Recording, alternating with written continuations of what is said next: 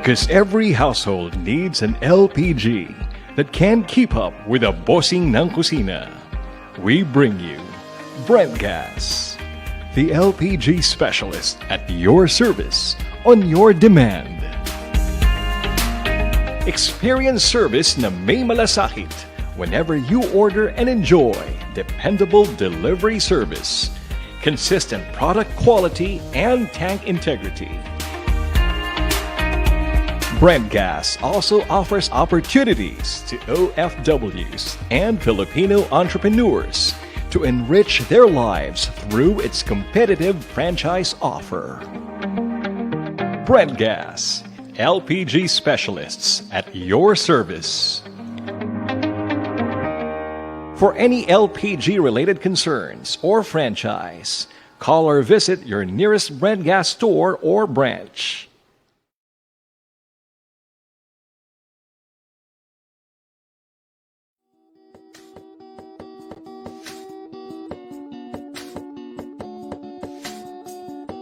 Sharp, a revolution in air purifying. An air purifier that gives two-way of air purifying system.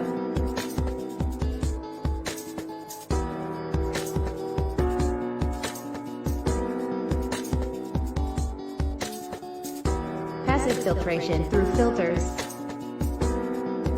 How does each filter work?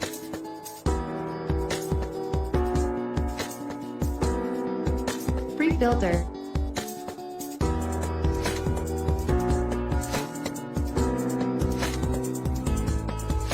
Deodorizing filter.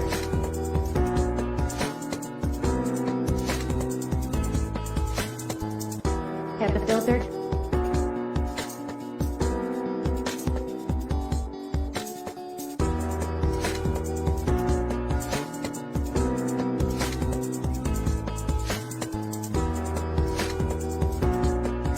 Active filtration through plasma cluster ions.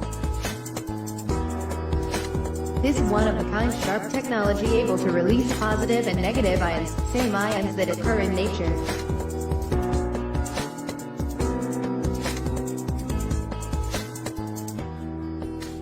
It deactivates airborne mold and suppresses activity of adhering viruses, bacteria and allergen through the dispersed ions in the air.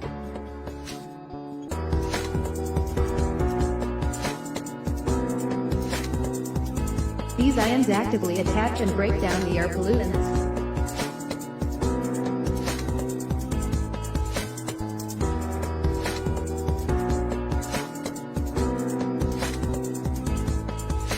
Faster airflow at 20-degree angle.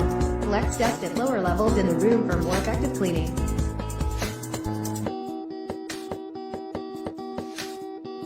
Plasma cluster can reduce static electricity and it can thus prevent dust from attaching to walls and other surfaces.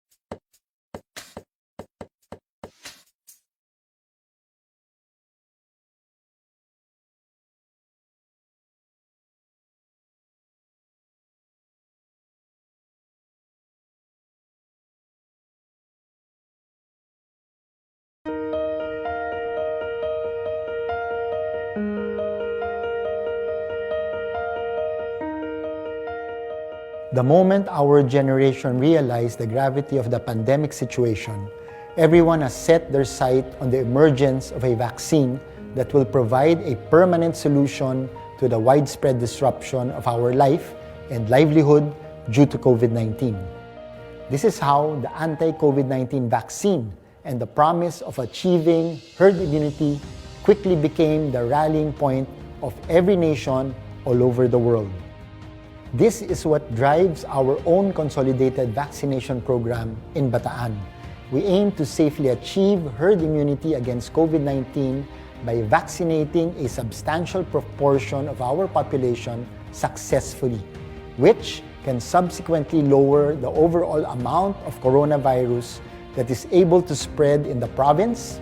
As a result, even the very young vulnerable group can be kept safe and protected from the disease, ensure the health and protection of every Bataeño, and provide a lasting solution to the problem of the pandemic. Let me walk you through some of the initiatives that we have been effectively implementing.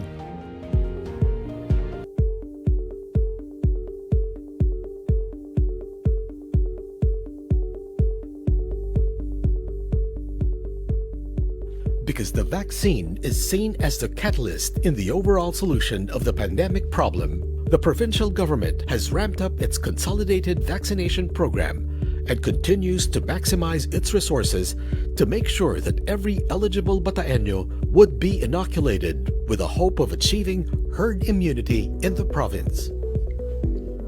Bataan will take part in the procurement of vaccines outside of the initiative of the national government by sourcing donations from the private sector. The vaccine rollout in Bataan, through the management of Provincial Health Office, PHO, is proceeding as planned, as every dose delivered is received by an eligible member of a specific priority group at any given time. A perfect example of this is the focused vaccination rollout at the Bataan Provincial Jail, wherein eligible persons deprived of liberty were vaccinated. Currently, residents of the DOH-run Bataan Treatment and Rehabilitation Center are awaiting their vaccines. This is the latest count of those who have been vaccinated, including total deliveries of vaccines to the province.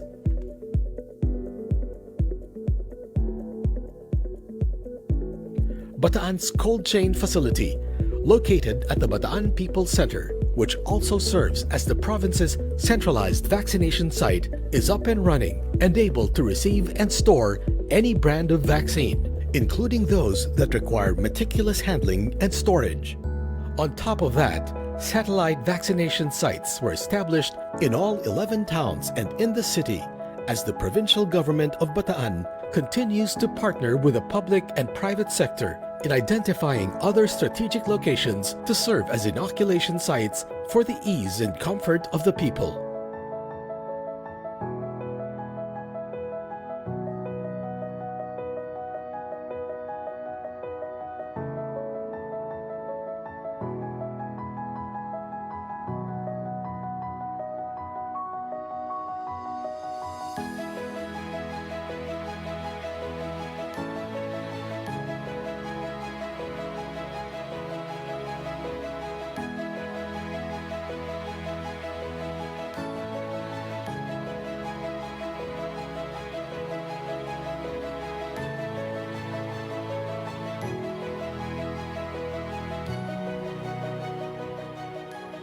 Bataan utilizes an efficient QR code system for online, offline,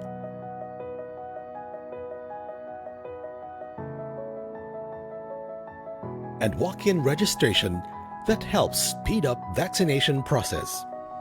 Moreover, it has recognized early on that the utmost significance of getting the message across to people would bring results beneficial for all. When the lines of communication between the government and the people are open, cooperation naturally ensues. Amplifying the importance of vaccines in the community, risk communications were intensified and various media channels were utilized to dismiss any misinformation and disinformation against the vaccine. This kind of campaign ultimately addressed vaccine hesitancy and continuously promotes partnership between the LGU and the barangay down to its constituents.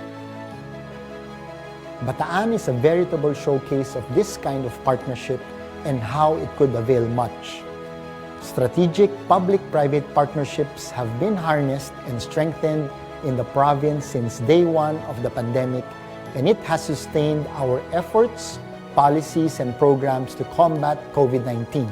The heart of it is a symbiotic relationship where everyone shares and augments what the other may be lacking in resources. Despite the challenges of the pandemic, we remain steadfast in our shared aspiration, united towards one goal, one vision for one Bataan.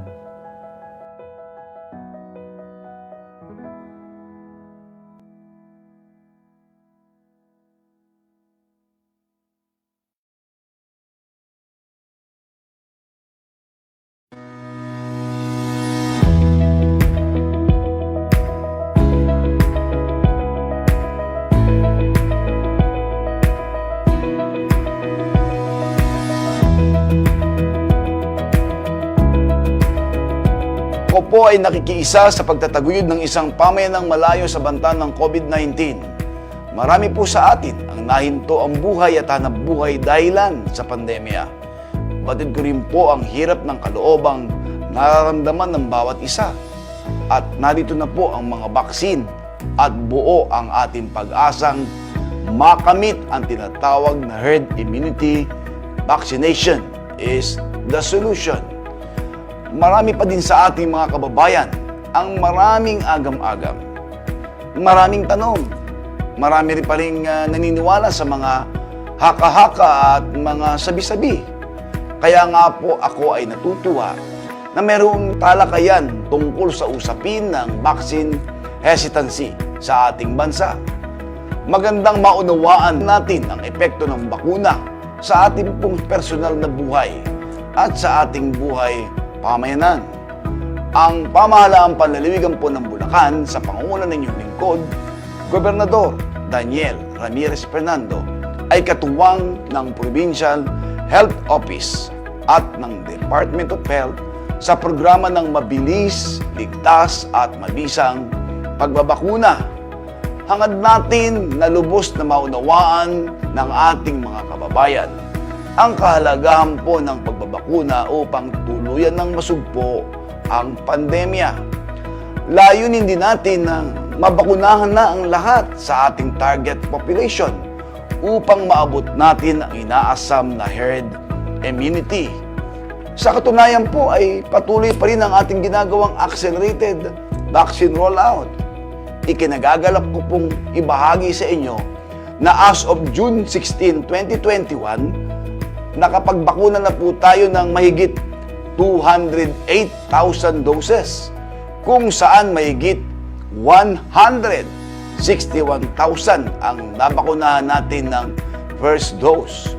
At nasa 46,000 naman po ang nakakumpleto na po ng kanilang pangalawang dose ng bakuna.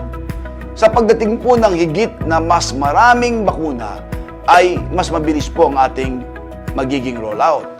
Patuloy din po ang ating pagpapatupad ng pagsunod sa mga inilatag na mga health protocols, katulad po ba ng social distancing at pagsusuot po ng mga face mask at face shield. Hinihikayat ko po ang iba pang LGUs, private sectors at ang ating mga kababayan na magkaroon ng mas marami pang talakayan tungkol po sa vaccination upang magkaroon ng tamang kaalaman ang publiko sa magandang maidudulot nito sa pagsugpo ng COVID-19 o itong pandemyang ito. Natutuwa po akong ibalita. Alam niyo po, bumaba ng halos 43% ang mga COVID-19 cases natin sa lalawigan ng Bulacan dahil sa pagsusumikap po nating lahat. Malaking tulong po ang pagkakaroon ng bakuna sa tagumpay nating ito. Maraming salamat po at lagi tayong mag-ingat. Sundin po natin ang mga health protocols at patuloy pa din tayong manalangin sa ating dakilang lumikha na basbasan ng ating pagsisikap upang tuluyan na pong mawala ang salot ng COVID-19 sa ating bansa at sa buong mundo. Maraming salamat po.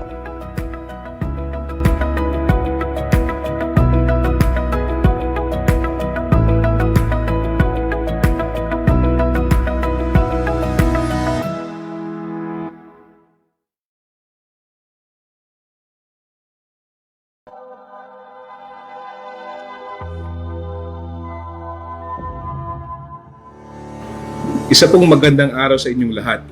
Una sa lahat, nagpapasalamat po ako sa Pharmaceutical Healthcare and Association of the Philippines, sa lahat po ng mga nanonood sa invitasyon niyo sa akin bilang Mayor ng Dagupan City upang magbigay linaw sa vaccination program po ng city at ano po ang aming mga ginagawa para ma-combat ang vaccination hesitancy.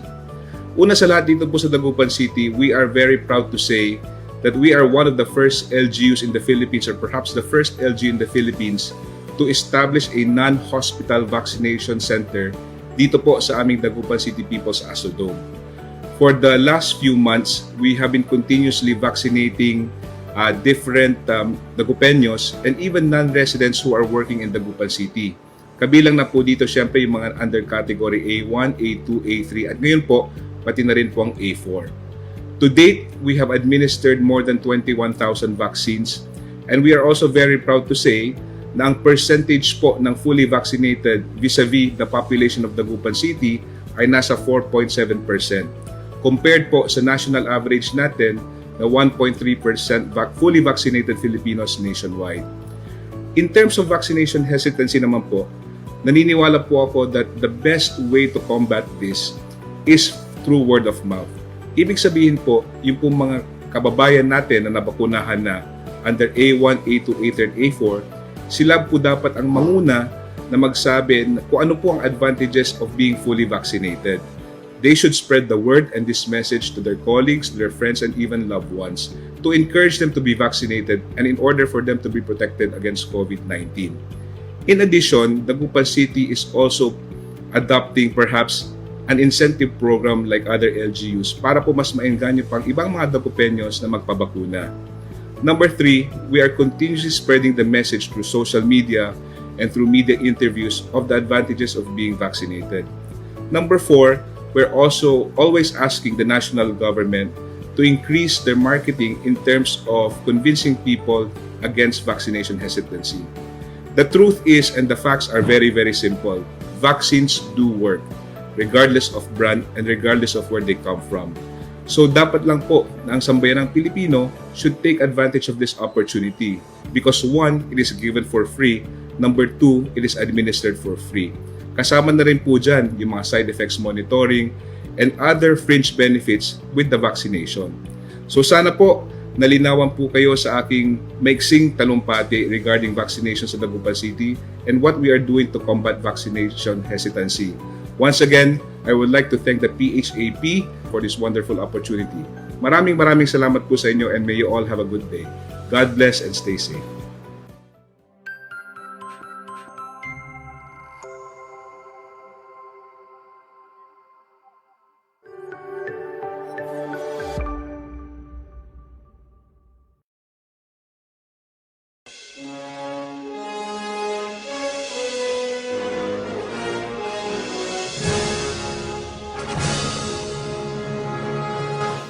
Good morning to our distinguished guests and speakers.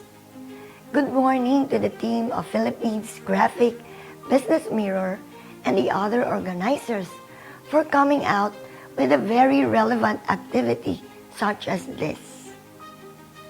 A wise man once said, "A little knowledge is a dangerous thing." When I think of vaccine hesitancy, this is what comes to mind. Common sense dictates that the vaccine is the ultimate solution to this pandemic. However, there are large number of Filipinos who believe otherwise due to little or lack of knowledge. During the initial survey we have done, during the height of the pandemic, the results showed 25% vaccine acceptance. Many were scared, mostly because of misinformation from social media sites and conspiracy theories. Because of this, something had to be done. We began by coming up with a catchy name for our program, one that would have easy recall and evoke hope.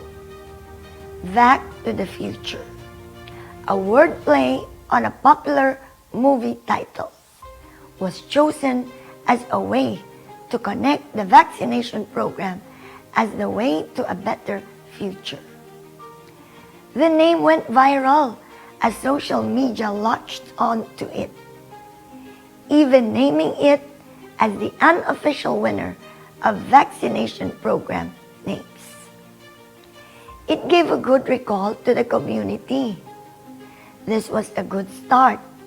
However, our main challenge is how to provide Paseños with the right information and avoid fake and wrong news. We used IECs and communicated this through various communication methods: barangay public address system, flyers, tarpaulins, digital billboards, and social media. As part of our education campaign program, we have organized town hall meetings with our stakeholders because we know that our LGU leaders will be the vaccine ambassadors of their respective community. Role modeling during this time was also important. If the people see that their leaders in the LGU are taking the vaccine without hesitancy, they will follow suit. I had COVID, and yet I was very careful, but it still hit me. There is a 5% chance of getting infected, even if you had all the precautions.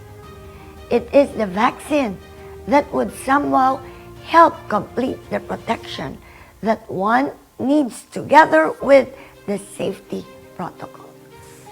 We have set up hotline numbers dedicated exclusively for COVID-19 related concerns. We continuously share information about the safety and efficacy of the vaccines. Even our senior citizens shared their experiences to encourage our community to get vaccinated through short testimonial videos.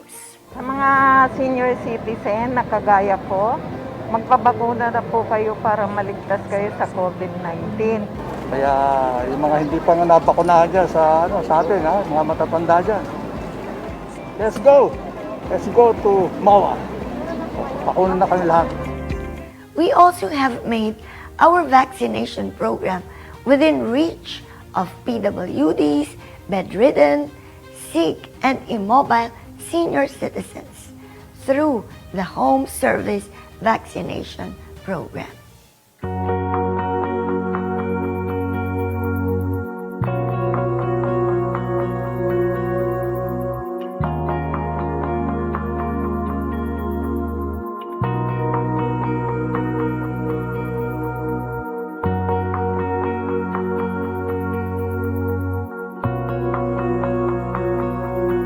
We have opened the largest vaccination facility in the Philippines, the SM MOA Pasay City Gigavac Center, located at the galleon of SM Mall of Asia, with the minimum capacity of 2,000.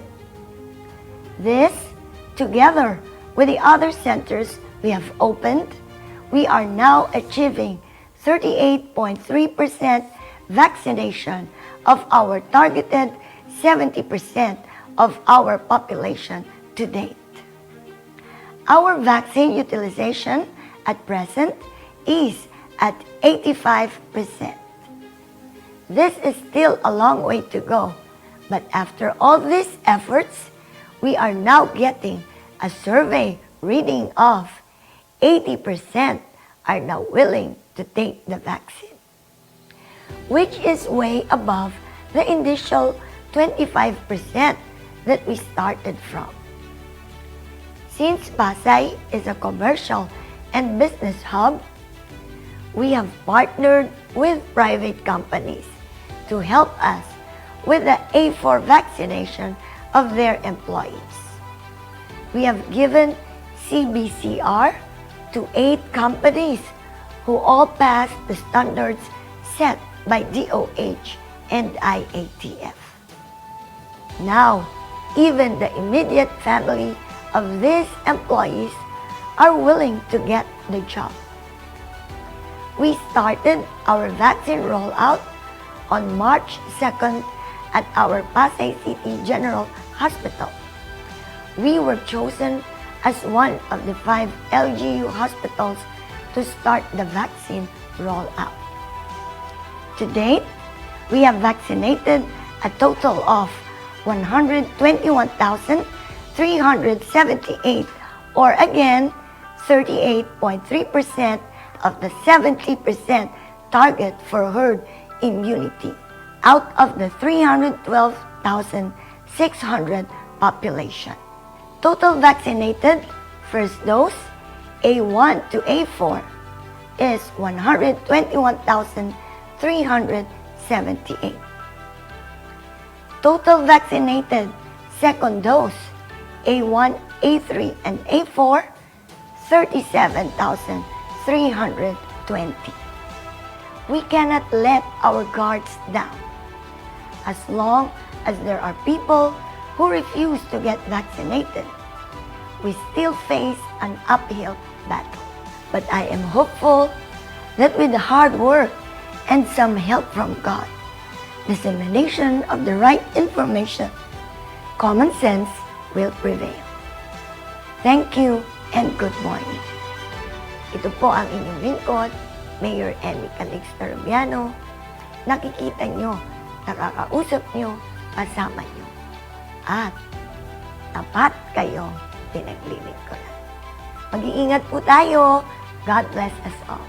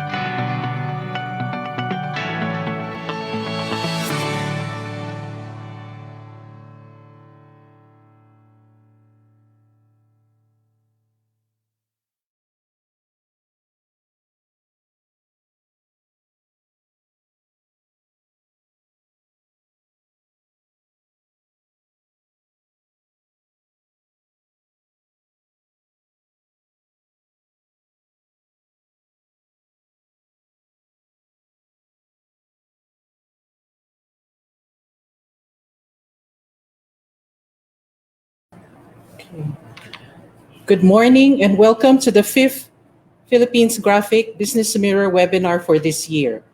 Today's topic is of interest to everyone, vaccine hesitancy. I am your host, Anruth de la Cruz, Wellness Editor of Philippines Graphic. We have two gentlemen today who will help open this webinar. For the first opening message, here is the publisher of Philippines Graphic and Business Mirror, Mr. T. Anthony C. Cabangon.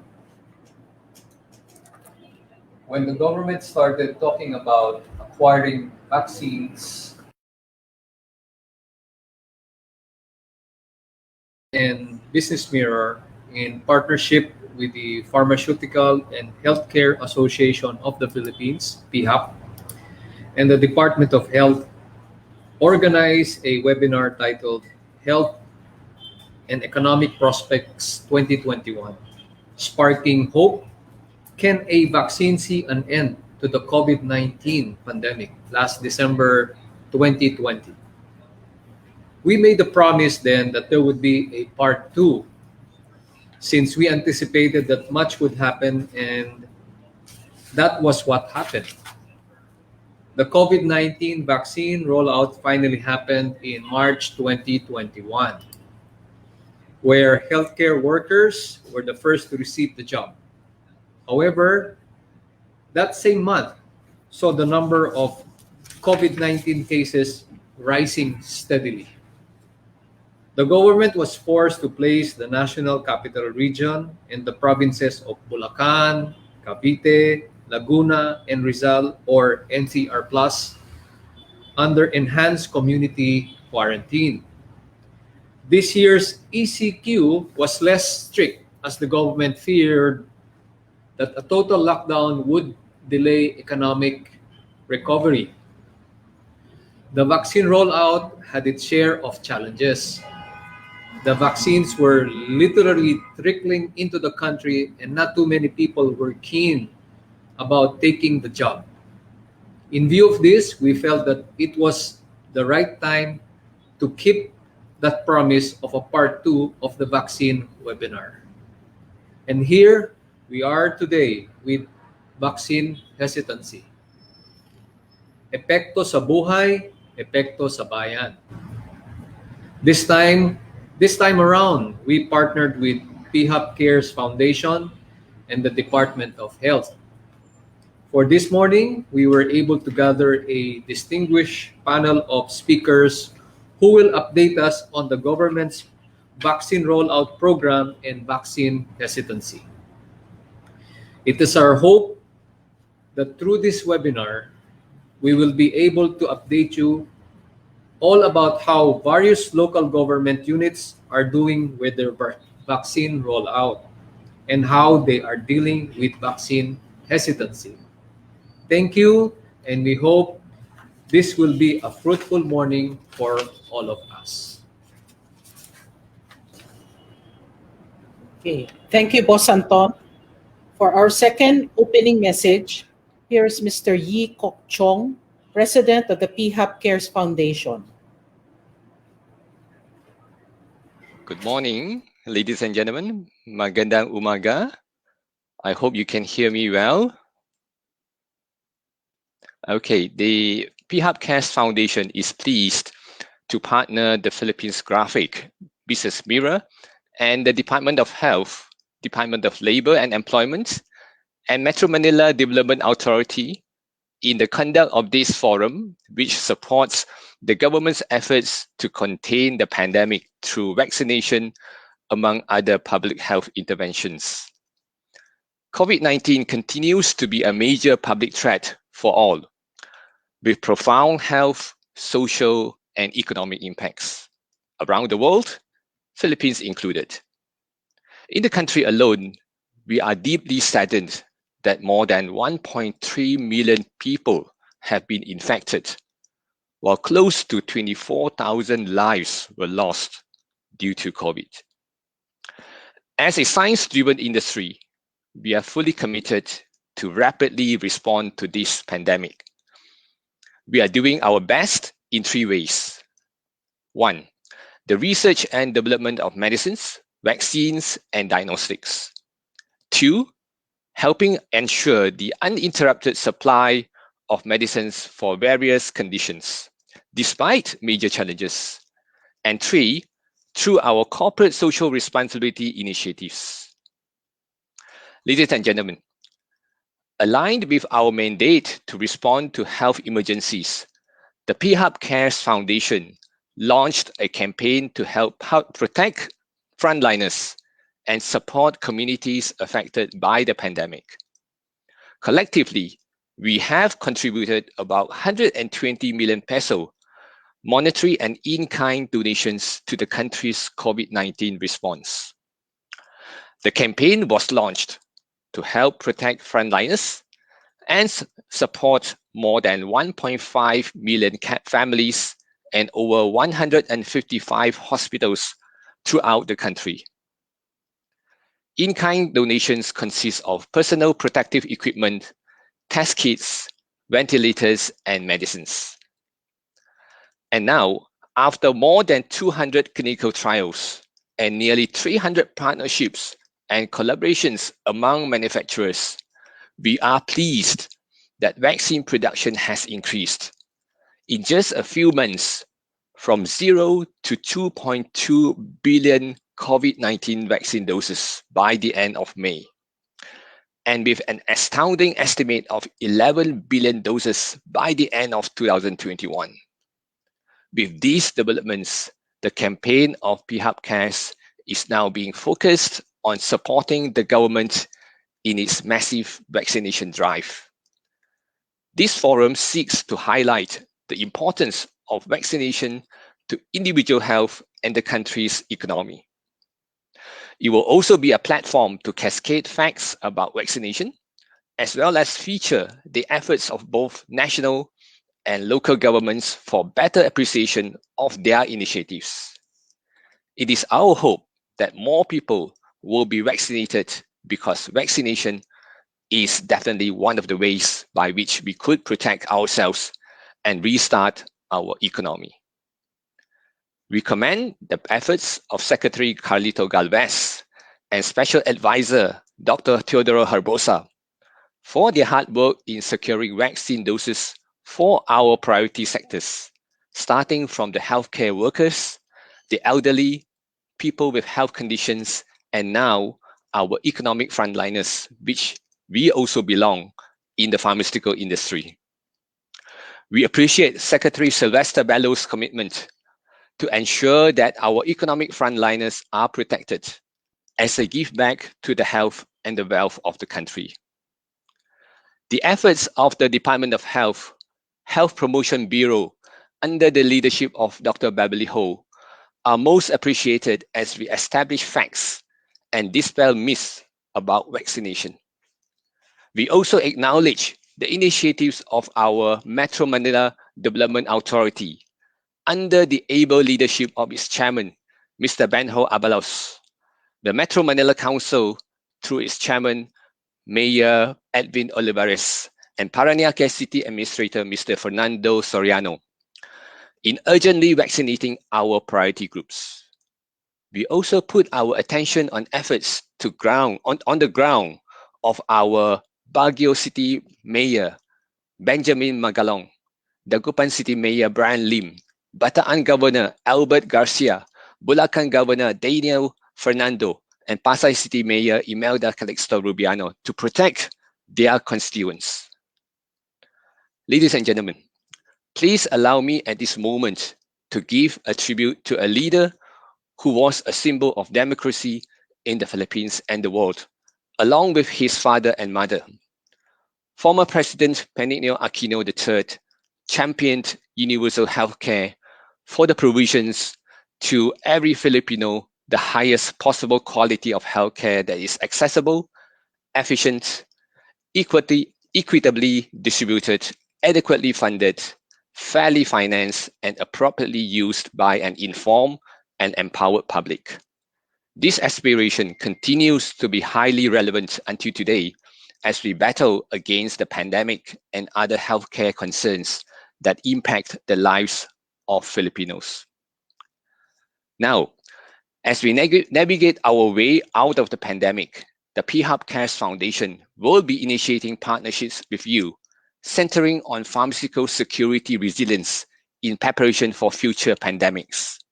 I look forward to more collaboration with you. Maraming salamat po. Thank you.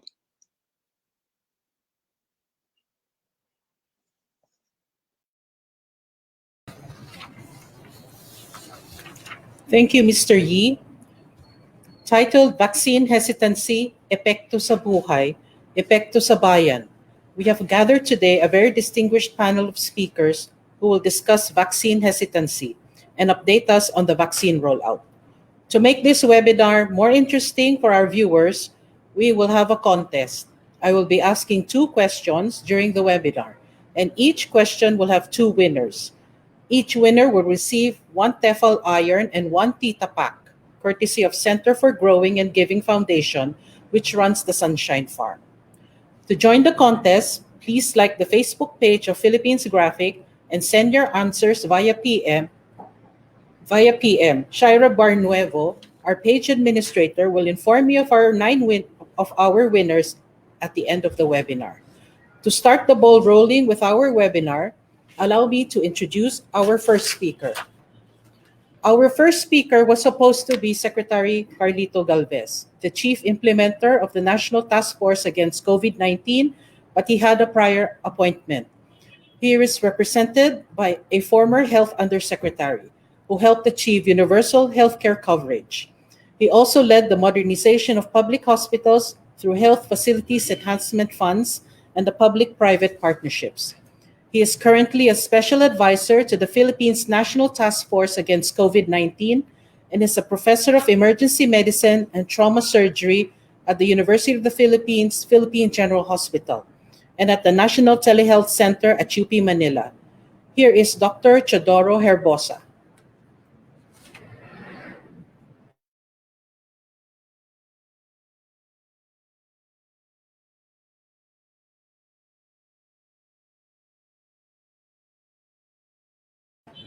Dr. Herbosa, good morning. Disconnected for a while. Thank you very much for the kind introduction. Allow me to read the speech of our vaccine czar, Secretary Carlito Galvez Jr., who is currently occupied in another engagement. First of all, congratulations to the Philippine Graphic and the PHAP Cares Foundation for this vaccine webinar. Very important indeed. Let me also recognize Mr. Anthony Cabangon of the Philippine Graphic and the Business Mirror, as well as Dr. Rosita Quijano Siasoko of the Pharmaceutical and Healthcare Association of the Philippines, PHAP Cares Foundation, Mr. Chong, and all the other speakers that have been invited to this activity today. This activity will complement the government's efforts to educate our fellow Filipinos on the benefits of getting inoculated against COVID-19, as well as to provide them with relevant and timely information on the country's vaccination program, a massive vaccination program indeed. Last June 7, we officially opened the vaccination program of our economic frontliners, or those belonging to the A4 priority category. But we have already inoculated a number of our essential workers, our labor sector, last May 1 during the celebration of Labor Day. We are very pleased that in just 2 weeks after the formal launch of the vaccine program for A4, the number of jobs has risen from 16,818 per day in June 6 to 534,000 in 982 total shots administered as of June 20. This number is still far from the 35.5 million economic frontliners that we need to protect against COVID-19. However, it is an indication that more Filipino workers are now willing to be inoculated so they can help the country's economic recovery and economic return. The simplification and expansion of the A4 category to include all workers in the private, government, and informal sectors, including those employed and working in the private households, is among the key strategies that we have lobbied with the Interagency Task Force for the Management of Emerging Infectious Diseases. We believe it is both logical and practical to inoculate all individuals who go out of their homes to work. These are the people who drive our economy, regardless of the industry they belong to.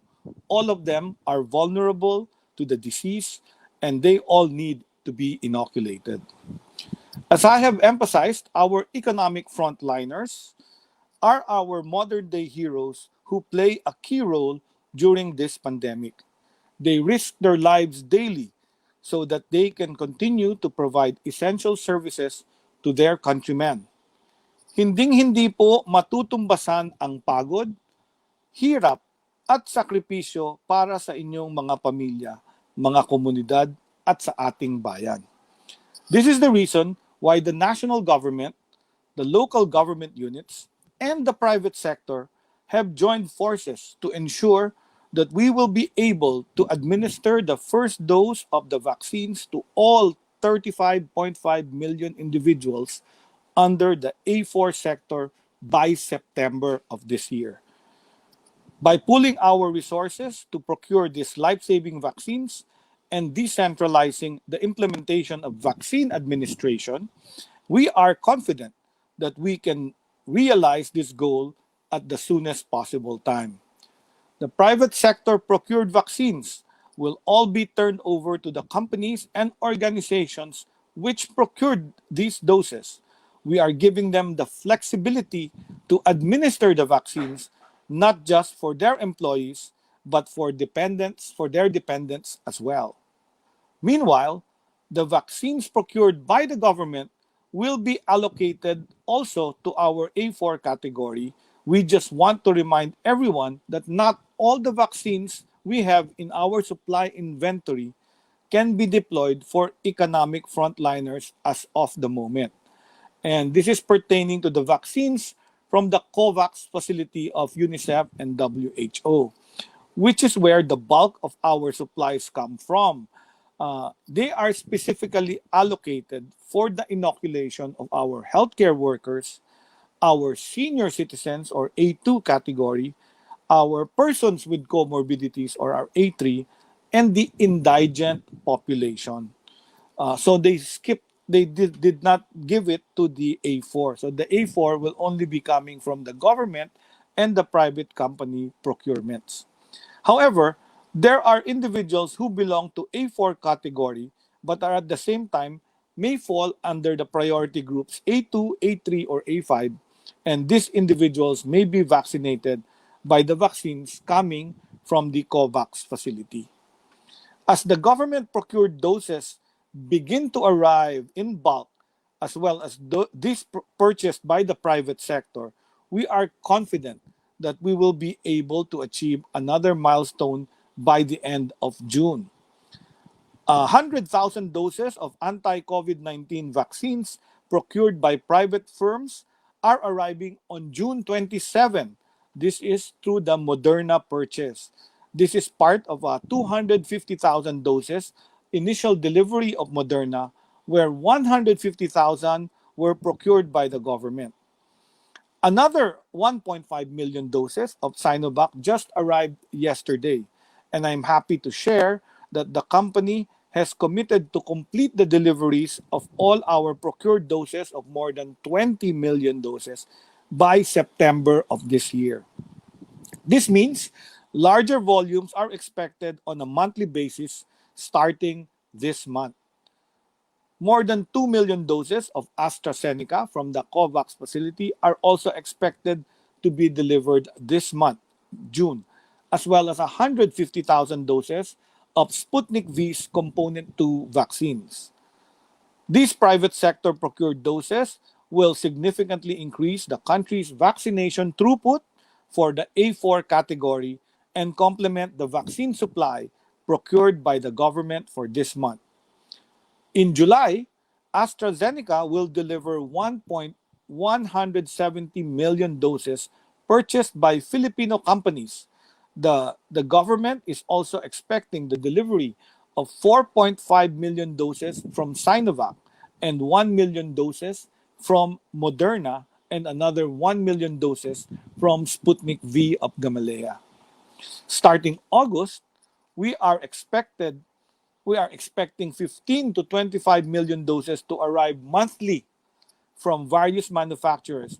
These doses include both the government and private sector procured, as well as those coming from the COVAX facility.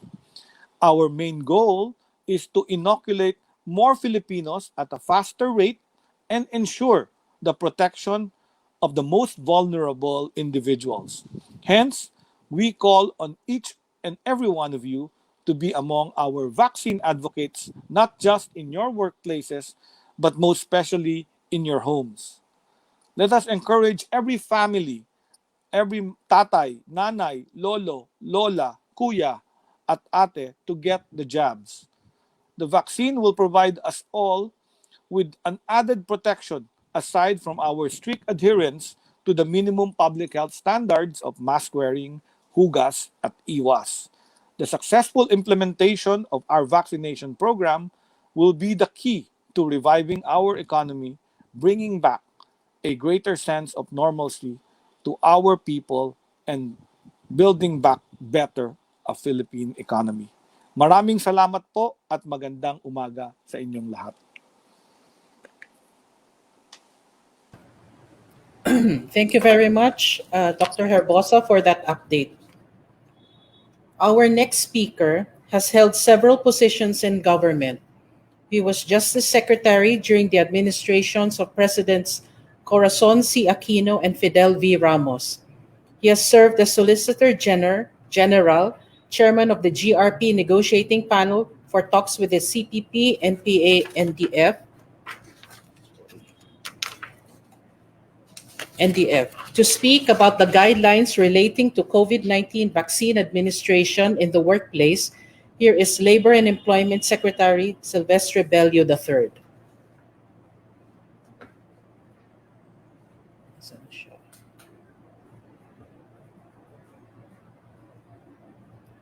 Good morning, Secretary. Secretary, good morning.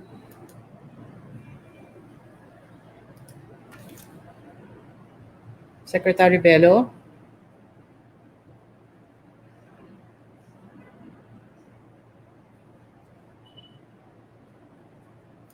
Good morning, Secretary Bello. Ay, nawawala siya. Yan. Good morning, Secretary Bello.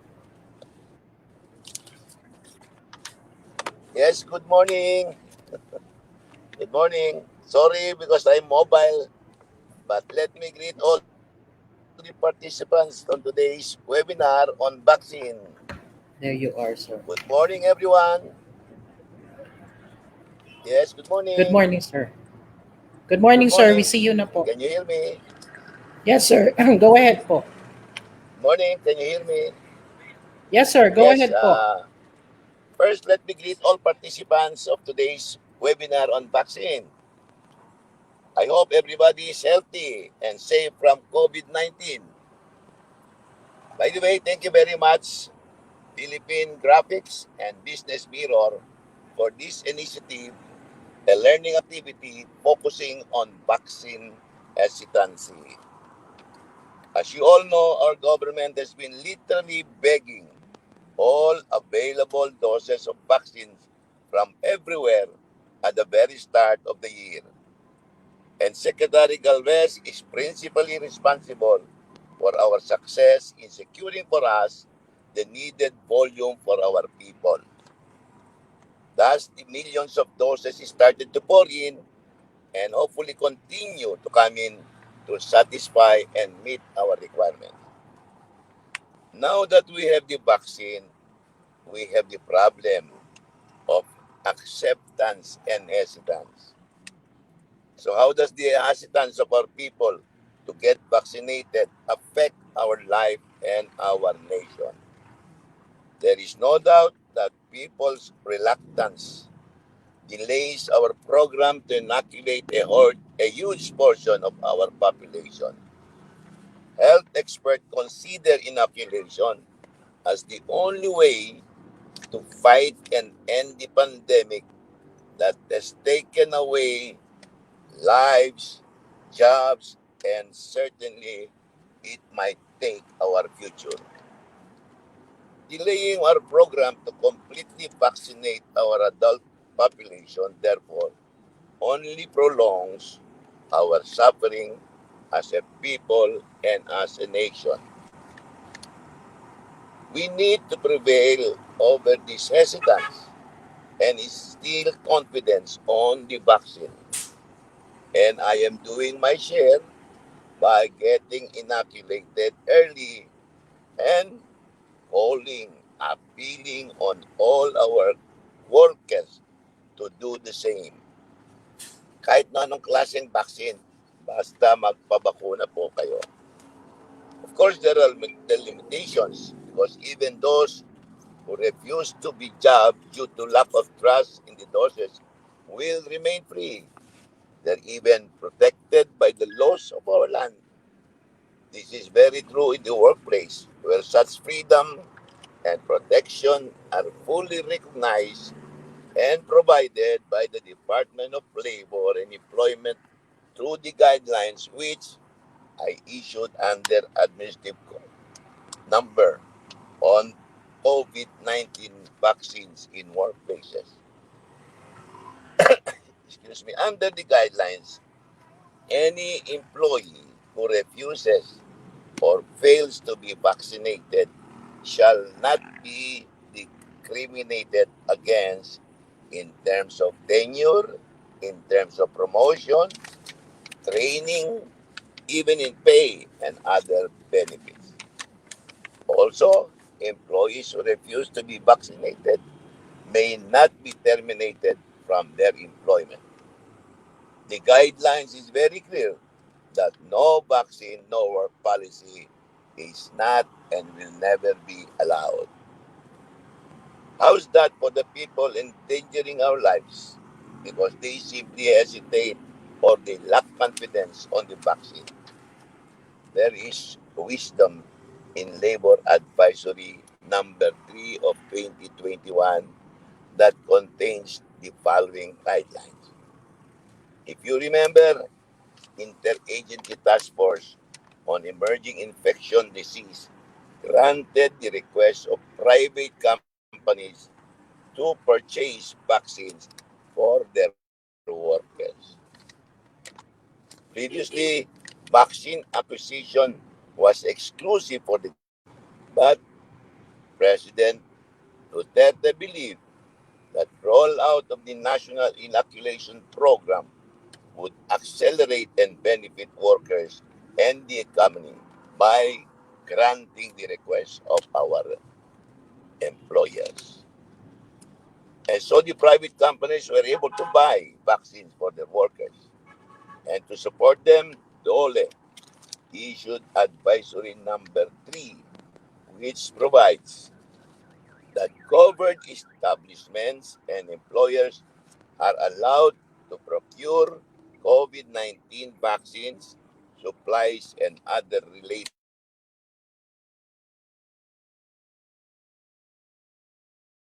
appropriate government agencies in the procurement, storage, transport, deployment, and administration of COVID-19 vaccine. But the vaccination policy which shall be adopted and implemented by covered establishment and employers shall be consistent with the guidelines issued by the Department of Health and the Interagency Task Force. Now, here's the catch. The guidelines provide that covered establishments and employers strongly encourage, I repeat, encourage their employees to get vaccinated. Of course, as they say, there are many ways of skinning the cat. No, we are not going to skin the hesitant ones. The objective is find as many ways as possible to convince them to accept the vaccine. Ika nga, kung gugustuhin, maraming paraan.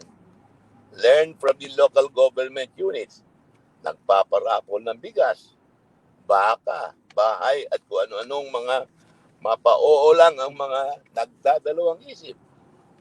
Each one of us can find our own version of encouragement. When we finally catch one, let's hope it's the kind that can open eyes and mind to the survival of our workers and the people.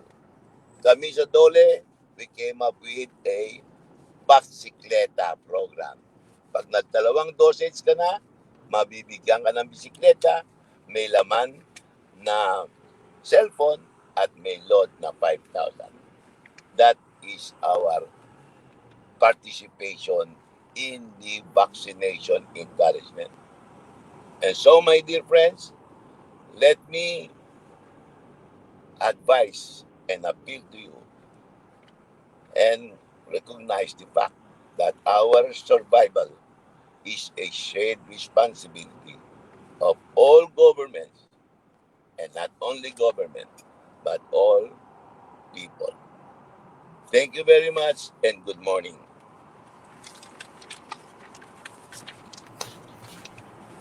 Thank you, Secretary Bello.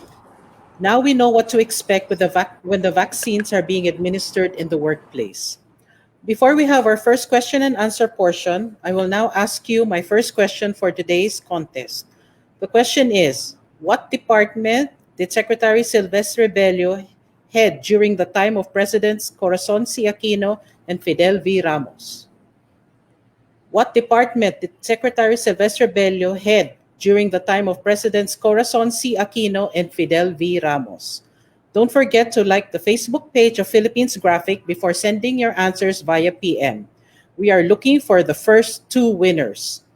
Now, let me turn you over to Ms. Lourdes M. Fernandez, the Editor-in-Chief of Business Mirror, who will moderate this first question and answer portion. Good morning. Good morning, everyone. Thank you, Secretary. Hello. Thank you, Secretary Bello, and thank you, Dr. Ted Herbosa. Now, our first question is from the Business Mirror editors. We just would like to ask Dr. Ted Herbosa. First of all, congratulations to your teams. Congratulations to our hardworking Secretary Galvez. We know you've been working nonstop just to bring in those vaccines. And now the problem is just to hurdle the seeming vaccine hesitancy.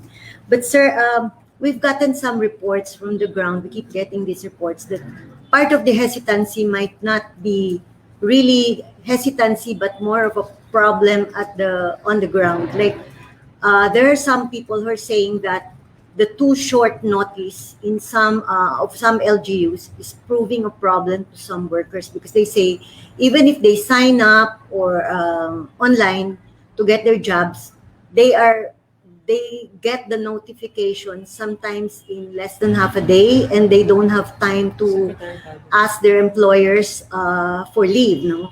And they cannot they don't have enough time to leave their children or their elderly at home. Have you provided some guidance to the LGUs on the notification problems? Because we keep hearing of these reports that LGUs say there were 25,000 who signed up for this day, but only 5,000 showed up. Might that not be part of the seeming hesitancy? It's just a problem of notification, sir. Dr. Ted? Dr. Ted?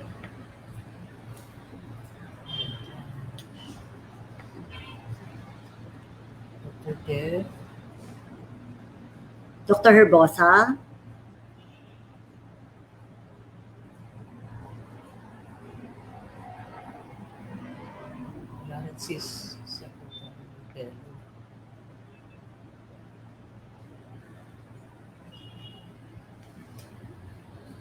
Dr. Herbosa?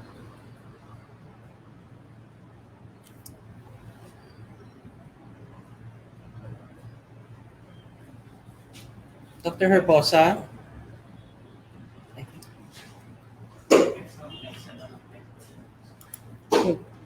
Baka we might have to we might have to forgo muna the Q&A. Okay, can I ask Wala pa the po. next question?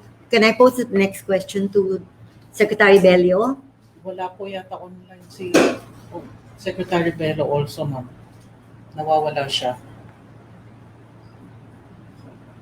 It's not on board. Secretary Bello? None, ma'am. We'll come back na lang, ma'am. Okay, we'll come back to our first Q&A session as soon as our two guests are on board again. Thank you, ma'am. So let's move on to our next speaker. Is she here already? I'll just check if she's here. Parang wala rin siya. Dr. Ho, are you already on board?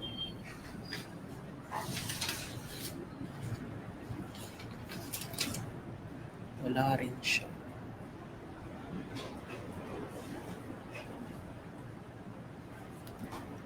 Dr. Ho, are you already on board? No, she's not on board yet.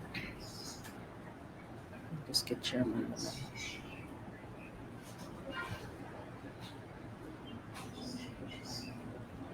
Dr. Ho? She's not yet on board. None. Okay, can we... Chairman Abalos, are you ready po? We can have you first. Chairman. Okay, our next speaker assumed his present position in January of this year. He served as the mayor of Mandaluyong City from 1998 to 2004 and from 2007 to 2016. He also served as representative of Mandaluyong City from 2004 to 2007. Here is Mr. Benher Abalos, the chairman of the Metropolitan Manila Development Authority. Good morning, Chairman. Good morning, Lourdes, and good morning to all our viewers this morning. Since I'm only given 5 minutes, what I'll do is I'll compress my report in pictures. Number one, in Metro Manila, what our mayors did is, of course, with registration, they were very innovative. Some have QR codes that they promote. Others have pre-scheduling. And right now, what we have is, of course, the express lane.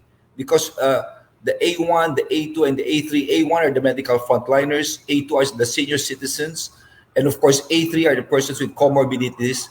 They should always be prioritized. Now we're in the A4. I'm going to show you pictures right now in Quezon City, in Mandaluyong. Next, please. These are the gyms that we're using. Right now, it's in Pasay. The ones that we're using right now, of course, Makati. Next, please. Of course, in Muntinlupa, they use the gyms, the hospitals, and these are the mega ones, the big ones, because in the mega sites, what we did, our LGUs became innovative. They had partnered with different hospitals, with different malls. Look at this with the gig in Bonifacio High Street. Of course, in Parañaque with the Ayala malls. No, I believe Mayor Olivares will speak later about this. Next, please. Of course, in Pasay, that's SM, Mall of Asia, SM Sukat. Next, please. Robinsons in Quezon City, LGU. So this is a strong synergy between the private and the local. Not only do they provide sites, but some of them even provide medical frontliners, doctors, nurses. Next, please. Mega Mall. Mega Mall also provided doctors and nurses. Next, please. Next, Las Piñas, South Mall, Robinsons. Yeah, next, please. And others are very innovative, like in Makati, they've got a drive-through. And not only that, we've got even golf courses, Wak Golf and Country Club, schools like Don Bosco, other schools. So everyone is pitching in. It's just like a community pantry because they've already seen the need to have partners with everyone. So everyone is now pitching in. Next, please. Now, even our agency, MMDA, we really also pitched in. We have a mobile team. Our employees, about more than almost everyone has been vaccinated with 8,098 employees of MMDA. Next, please. And we've stretched this to even the presidential communications operations with 204 doses. Next, please. And here, 5,500 with the Office of the Peace Process, because they're always on the ground. Next, please. And also the Anti-Corruption Office with 88. Next, please. Office of the Ombudsman. Next, please. Mobile Fund. These are our friends in the movie industry. For 1.5 years, the movie houses have been closed. They're in need of help. So these are the ones on the field, the directors behind the scene, and even the actors, actresses. We're helping the movie industries, the entertainment industries. Next, please. Okay, next.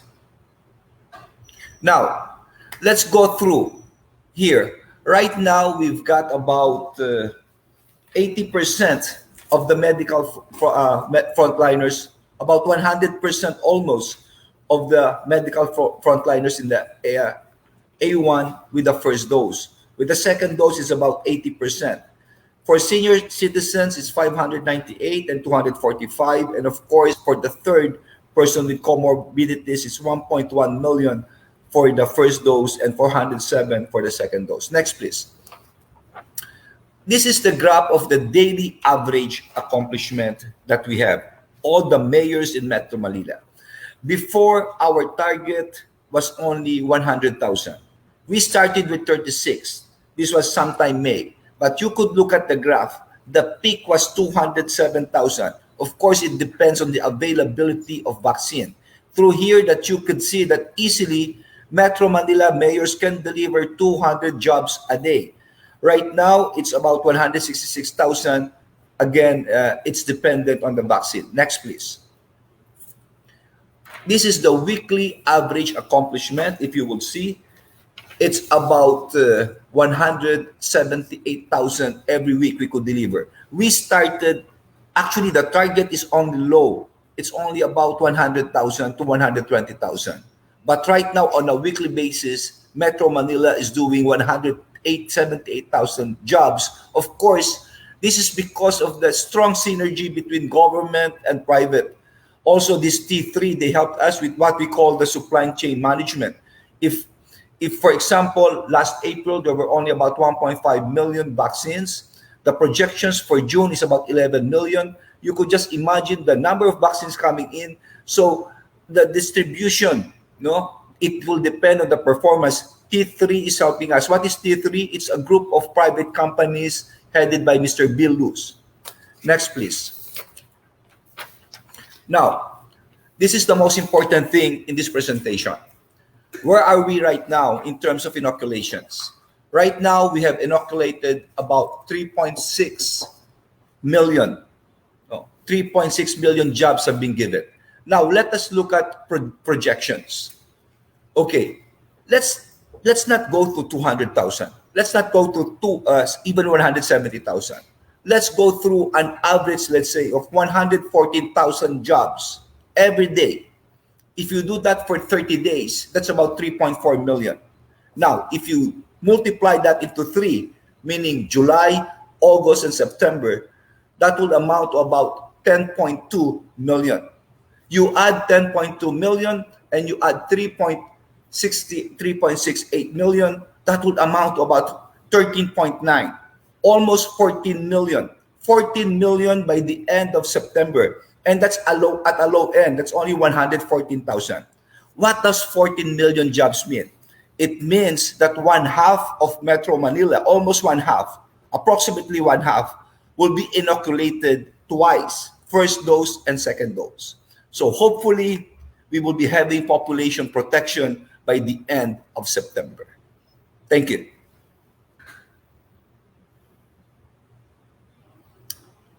Okay, that's the end of my presentation, Lourdes. Thank you. Thank you very much, Chairman Abalos.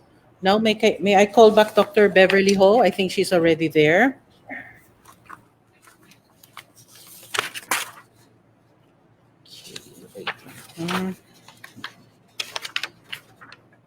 Okay, our next speaker is a fellow of the Morris Greenberg World Fellow Program at Yale University, the Equity Initiative, and the Atlantic Institute. She holds an MD from the University of the Philippines and an MPH in Health Policy and Management from the Harvard T.H. Chan School of Public Health as a Fulbright Scholar.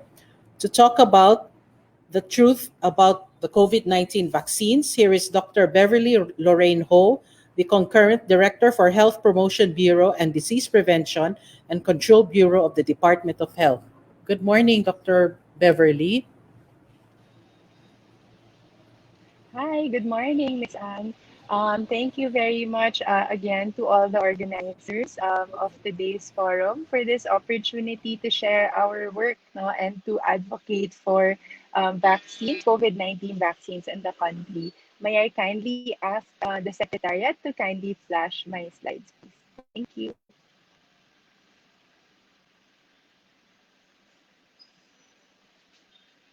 All right. Ayun na po ba?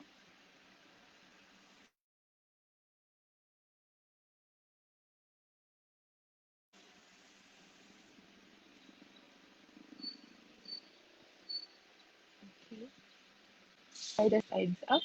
Sige. So in the next few slides, I'll just run through some of the most common misconceptions that we have about COVID-19 vaccines and the hope of one, at least no helping us get to decide, lalo na kung hindi pa kayo nabakunahan or you haven't registered with your LGUs, to help you decide to go get that jab already. But on the other hand, if you've already decided, I hope that this presentation will help other people by providing tips no, on how to explain or debunk several of the fake news that's going around about the vaccines. Next slide, please. So we all know that COVID-19 is real. No? It has led to as many as 23,000 deaths in the country. This is as of June 22, our data. And despite having millions of cases, we know that most of the cases are mild and asymptomatic. No? So that was around 95% of that 1.3 million. But there's a remainder 5%, which accounts for around 65,000 people who've had COVID, did not die, but are moderate to severe types of COVID. So what does this really mean for us? Next slide, please. So we also know that the deaths coming from COVID are really accounted for by those older than 60 years old. Next slide. And more importantly, we also know that senior citizens, for example, will have higher risk no, of deaths from COVID. And we will hear from 10 to 19 years old going up, the risk really increases. No? And this is very much reflected in our data. Excellent. And among people with comorbidities, it's the same. No? So the typical death rate of 0.9% coming from those without pre-existing conditions is significantly increased when you have other disease conditions. And this is really the reason why, apart from healthcare workers, the A283 populations have been prioritized to get the vaccines first. Next, please.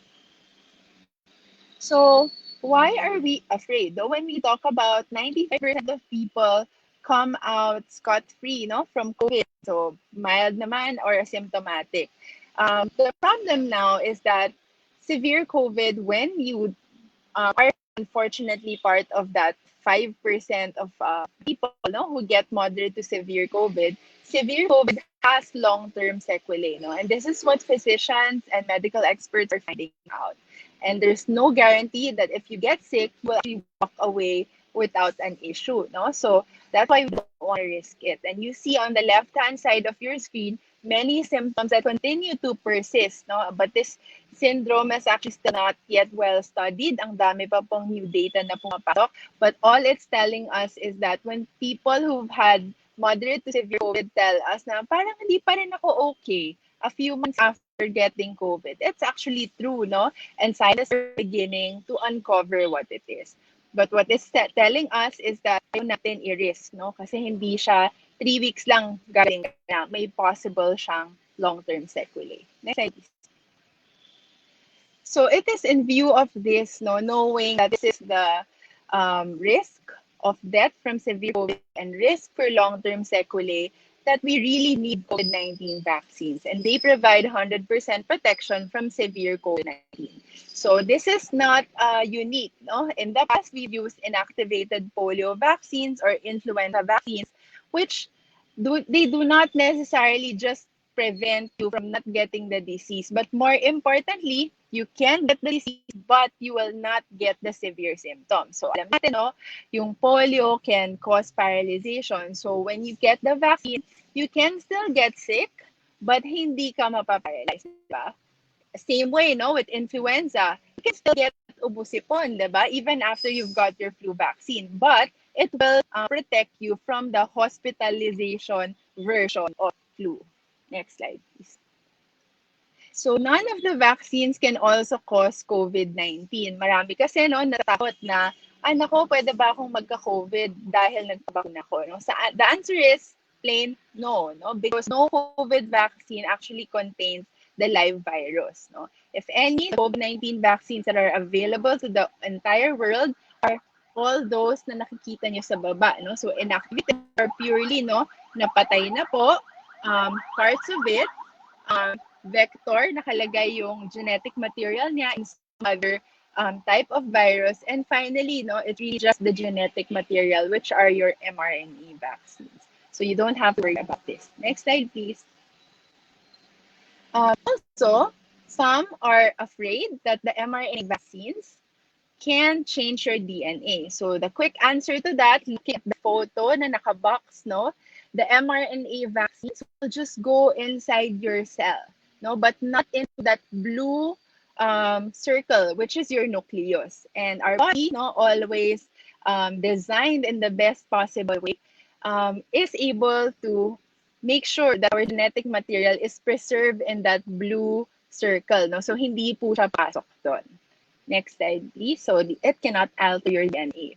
So because of what I've mentioned in the past few slides, it is really not logical, no, that you will test positive in the RT-PCR after you get vaccinated. Hindi po yun totoo, no? So you will test positive for antibody, but not for RT-PCR. And in case mag-test you positive for RT-PCR, it's likely that you actually have a real infection, no? So, but then, some people are also asking, dapat ba routine ako magpa-test sa laboratory after getting vaccinated? The answer is no, no? Because no lab test can ascertain the level of protection that you get of the vaccines. Okay. Next slide, please. So vaccines also have not caused any deaths in the country, no? And this pertains also to fears around thrombotic event, no, coming from specific brands of vaccine, and we just need to recognize, no, that the risk have to be contextualized sa iba't ibang sitwasyon, no. So in fact, kung naninigarilyo po kayo, malaki pa actually yung risk nyo for thrombotic events, or lagi kayo, no, nagta-travel on a plane na hindi po gumagalaw yung paa nyo, diba? So yung mga thrombotic events due to traveling. No? So next slide, please. So also, vaccines have not been linked to infertility or miscarriage. So we, alongside the Philippine Obstetrics and Gynecologic Society, still recommend that women in their second and third trimester continue to get vaccinated. All vaccines that are available in the country, pwede pong gamitin, except for Gamaleya Sputnik. Next slide, please. Also, syempre, no, the vaccines do not contain RFID. Dito, no, I'm being very philosopher in this slide by just showing you ano po yung mga needles that we actually use in the vaccination versus a needle that will be able to contain that RFID chip that they have been talking about. No? Imposible kasi we use something, a very small needle that will just allow the fluid from the vaccine to enter your body. Next slide, please. It's also important to know that less than 2% lang of vaccines in the country report any reactions. And we know that these reactions are manageable, no? And they leave or they resolve in within 2 to 3 days, no? Maximum 3 days, tapos na po siya. And there are very simple ways to manage these side effects or what we call reactions. Diba? Kung masakit, pwedeng maglagay ng ice pack or pwedeng minom ng paracetamol, diba? Kapag may headache or masakit, may lagnat. No? Next slide, please. Also, just to reiterate, vaccines have not caused any deaths in the Philippines because these are being reviewed by our independent medical experts. No? So, iba po yung mga dahilan ng mga inimbestigahang namatay. No? So, number one dyan, COVID pa rin po yung kinamatay nila, COVID-19 infection. Some die from cerebrovascular or heart diseases or stroke, diba? But what we're sure of now, so far, we have 0 deaths caused directly by the vaccines. Next slide, please. Also, some people are wondering, kailan ko pa bang magpabakuna after ako ma-infection, no? So the advice now and the guidance is, yes, kailangan po natin magbakuna para dumami pa rin po yung antibodies natin. And noon, our guidelines is you have to wait for 90 days or 3 months after you get after you recover, but now immediately after you recover, as long as you've been cleared by your physician, wala nang sintomas, okay na kayo, di na kayo nakakahawa, pwede na magpabakuna. Next, please. So, the last point that we wish to make is really that no one is safe until everyone is, no? So, similar to what Doc Ted, Secretary Bello, and Chairman Abalos has mentioned, no, talagang we are all want to be very aggressive in making sure that as many are vaccinated. Diba? Sabi nga ni Chair Abalos, yung target natin is, 50% no, or more of kids sa NCR mabakunahan, diba, in the next few months' time. And that's actually the goal actually for every area, no? Bawat barangay, bawat workplace, bawat probinsya, because this is the only way we can make sure everyone is safe. Next slide, please. So our main message na sana hindi natin lahat makalimutan is maraming fake news going around, but let us be assured that there are systems in place to make sure that vaccines are safe, effective, and free. We just need to sign up through our LGUs who have been very efficient in operationalizing our vaccination program and practicing the minimum public health standards regardless of our vaccination status. Next slide, please. And so with this, I'm leaving you with several of the links to the many materials that we have developed here in the DOH along with our partners, and you can download them, use them in your own areas of work. No? So may mga videos dyan, audio recording, booklets, mga brochures, no, na pwede nyo po lahat magamit. Next slide, please. And finally, ito po yung inaasam natin, no? Very Merry Christmas, a very Pinoy Christmas wherein we really are able to spend time with our families, all together, big reunions, diba? But this will not be possible if many of us will continue to not get vaccinated. So I do hope that we've cleared up some of the most common misconceptions about the COVID-19 vaccines, and hopefully mas marami na po sa atin ang tumakbo or pumunta sa ating mga LGU sites para po mag-sign up at mag-abuna. So thank you very much. Back to you po. Okay. Thank you so much, Dr. Ho, for your presentation. Our next speaker was supposed to be Parañaque Mayor Edwin Olivares, who also chairs the Metro Manila Council. He had to attend to a very important meeting this morning and sent our next speaker as his representative. Here is Mr. Fernando Soriano, the City Administrator of Parañaque. Good morning, Mr. Soriano. Yes, good morning, and good morning to the participants of this event this morning. I'll be representing in behalf of the mayor and speaking a little issue in respect to the status and initiative for the vaccine rollout in the city of Parañaque. First of all, we want to greet our good Secretary of Labor, Secretary Silvestre Velo of the Department of Labor and Employment, Chairman of the MMDA, Mayor Ben Abalos, the Mayor Benjamin Magalong, our friends from the DOH led by Dr. Beverly Lorinho of the Health Promotion Bureau, the NTF advisor, Dr. Ted Herbosa, our friends from the Business Mirror and Philippine Graphics led by Mr. Anthony Cabangon, our friends from the Pharmaceutical and Healthcare Association of the Philippines, led by Mr. Yi Kok Chong and Dr.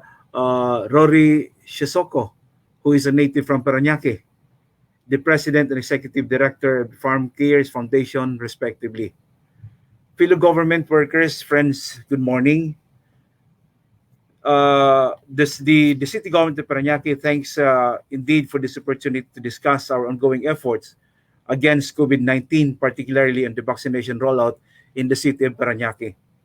To date, as we have started our vaccination rollout as of March 5, using the doses from the COVAX facility and other donations. At present, the City Government of Parañaque, utilizing exclusively our doctors, nurses, and other medical staff from the city health office, and our medical frontliners from two public hospital operated by the city, Hospital ng Parañaque 1, Hospital ng Parañaque 2. As of June 23, 2021, we have administered around 190,297 doses, which is more than 21% of the target 894. And with that,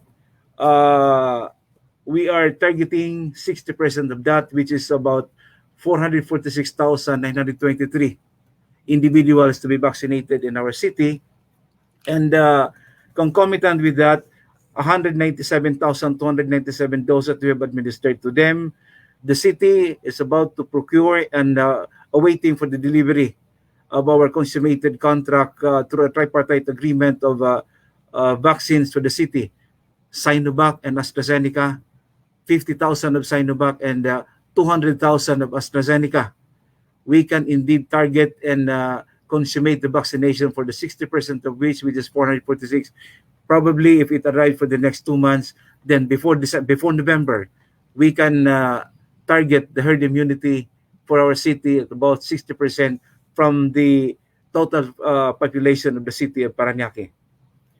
Our daily average job capacity per the national COVID-19 vaccination dashboard as of June 23 is 5,435.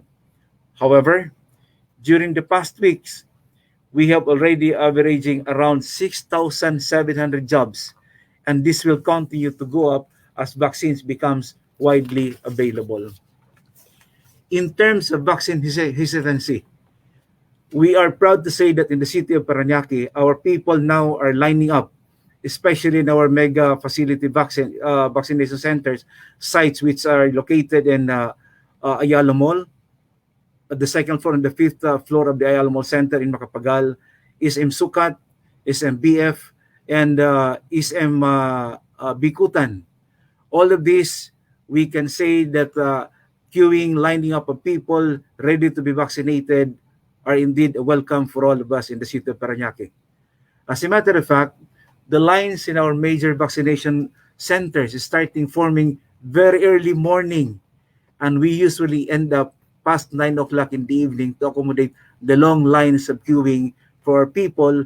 And there are even reports that even outside from Parañaque City, they are coming to us for the engagement for them to be vaccinated. Out of the 190,297 doses we have administered as of June 23, our economic frontliners accounted for about 33,305 doses since we started covering the A4 group last June 7, or averaging about 2,379 doses per day, excluding Sundays. In addition with that, we have an ongoing mobile vaccination operations to the different barangays in our city. And we have categorized our groupings for the vaccination operation, both from the medical office of our hospital ng Parañaque and the city health office of the city, so that we can cover and centered more of our centers in the barangay, especially to the gated subdivision that we have in the city of Parañaque. Again, in behalf of the mayor, we expect that the coverage of the A4 group to gradually increase in the coming days as the shares of the city and other priority groups decrease, notably medical frontliners and senior citizens, because many of them have already received their jobs. Additionally, also, for our city, we have engaged an agreement with our private sectors here for them to have a acquisition of their vaccines available, not only for their employees but likewise for the city government of Parañaque, for the people of Parañaque, namely the City of Dreams, the Soler group of companies, and the Okada group of companies also. And all of these big corporations in our city, they have what we call the corporate social responsibility, that they give to us and donate to us the vaccines that they acquired, so that we can cascade to our people, a wide range of possible vaccination opportunities that we can give to them earlier than expected, so that we can arrive what we call for the herd immunity in our city. We have also, as I have said, I mentioned a while ago, the so-called mega vaccination site, that those that can administer more than 1,000 doses per day. To mention again, and we would like to extend our thanks and appreciation to all of these groups, the Ayala Malls in Manila Bay, the SM group of companies, which indeed they offer their facilities to us so that we can administer a very conducive area for the vaccination for our people. Aside from the malls that we have operated for the vaccination, we have cascaded also our vaccination operations down to the barangays, namely Barangay Marcelo Green, Barangay Don Bosco, Barangay San Valley, and Barangay BF, and as well as Barangay San Valley in the city, covering the first and the second district. By configuration, the city of Parañaque, we only have 16 barangays. But in spite that we have 16 barangays, these barangays are indeed big barangays, populated by many people from all walks of lives, and therefore the need for them to be vaccinated is again an utmost demand. Likewise, we continue vaccination for our residents in our two hospitals, namely again the Hospital ng Parañaque 1 and the Hospital ng Parañaque 2. We have also partnered with at least one private hospitals in the city, the Medical Center Parañaque, which started giving vaccine doses this week. Again, in context for all of this is the program that we can show and offer to our people that our government is serious. The city government through our Mayor Edwin Olivar is serious to cascade the vaccination effort to our people. Sabi nga ho natin dito, hanggat maaari, lahat ho ng umaapak sa area, sa lugar, sa lupain ng Parañaque, sana ho vaccinated po tayong lahat. Particularly so that our proximity to the airport, and then the biggest terminal facility in Metropolis, which is the Parañaque Integrated Terminal, the PTEX. The people there are conglomerating, and therefore the demand for vaccination is an utmost opportunity for them, so that once and for all, we can stop the menace of this virus, the COVID-19, and protect our people from the cause and effect of all of this. And lastly, for the operation of our mobile vaccination program, or what we call the MVP, that are concentrated in gated villages and subdivision, and we hope to further expand this initiative to cover even private companies and other off-site locations within the jurisdiction of Parañaque City. Overall, once we receive the vaccines ordered by the city government of Parañaque, namely the Sinovac, AstraZeneca, and hopefully once the emergency use authority will be given to the Novavax, we also intend to acquire for the city and for our people. All of this will be used for our people, and then the vaccination will always be continuing effort that we are going to give to them. We expect, therefore, to double the vaccination capacity, and we hope to cover all eligible residents earlier by November this year. With that, in behalf of our mayor, we thank you for the opportunity for giving us and share what our city is doing for the vaccination rolling out in our city, and therefore all of us be cleared and be saved from the menace of this COVID-19. Thank you very much. Thank you, Mr. Soriano, for your presentation. We invited a number of mayors and governors to take part in this webinar. However, they could not make it and decided to send us their messages, which were played prior to the start of the webinar. The messages were from Bataan Governor Albert Garcia, Bulacan Governor Daniel Fernando, Dagupan City Mayor Brian Lim, and Pasay City Mayor Imelda Calixto Rubiano. There was one mayor who agreed to be present during this webinar, and he is a retired Director General who spent 38 years and 8 months of service in the Philippine National Police. When he retired, he entered the private sector and joined Steel Asia as SVP for Operations, was a member of the Mother Board of Directors of PNOC, and as an independent director for InfraDev Holdings Incorporated. He later decided to try his hand in politics and was eventually elected as the mayor of Baguio City. Here is Mayor Benjamin B. Magalong. Good morning, Mayor. Good morning, Ma'am Ann. And There I would you are. like to greet all the participants of this webinar. Good morning to our organizers, to our Pharmaceutical and Healthcare Association of the Philippines, the Department of Health, the Metro Manila Council, and Business Mirror. And I just would like to inform you that this is a very timely topic and worthy of full discussion, as it will spell out the future of our economy. So what I'm about to present to you is basically the principles and the concept that Baguio City is adopting to address vaccine hesitancy in the city. So if you allow me to start, vaccine hesitancy is multifactorial in the sense that the World Health Organization enumerated key factors, and I'm referring to the 3 Cs. We have complacency, meaning people would say COVID-19 is a mild disease. We also have lack of confidence. It talks about safety issues as well as questioning the efficacy of vaccines. And finally, the convenience issues.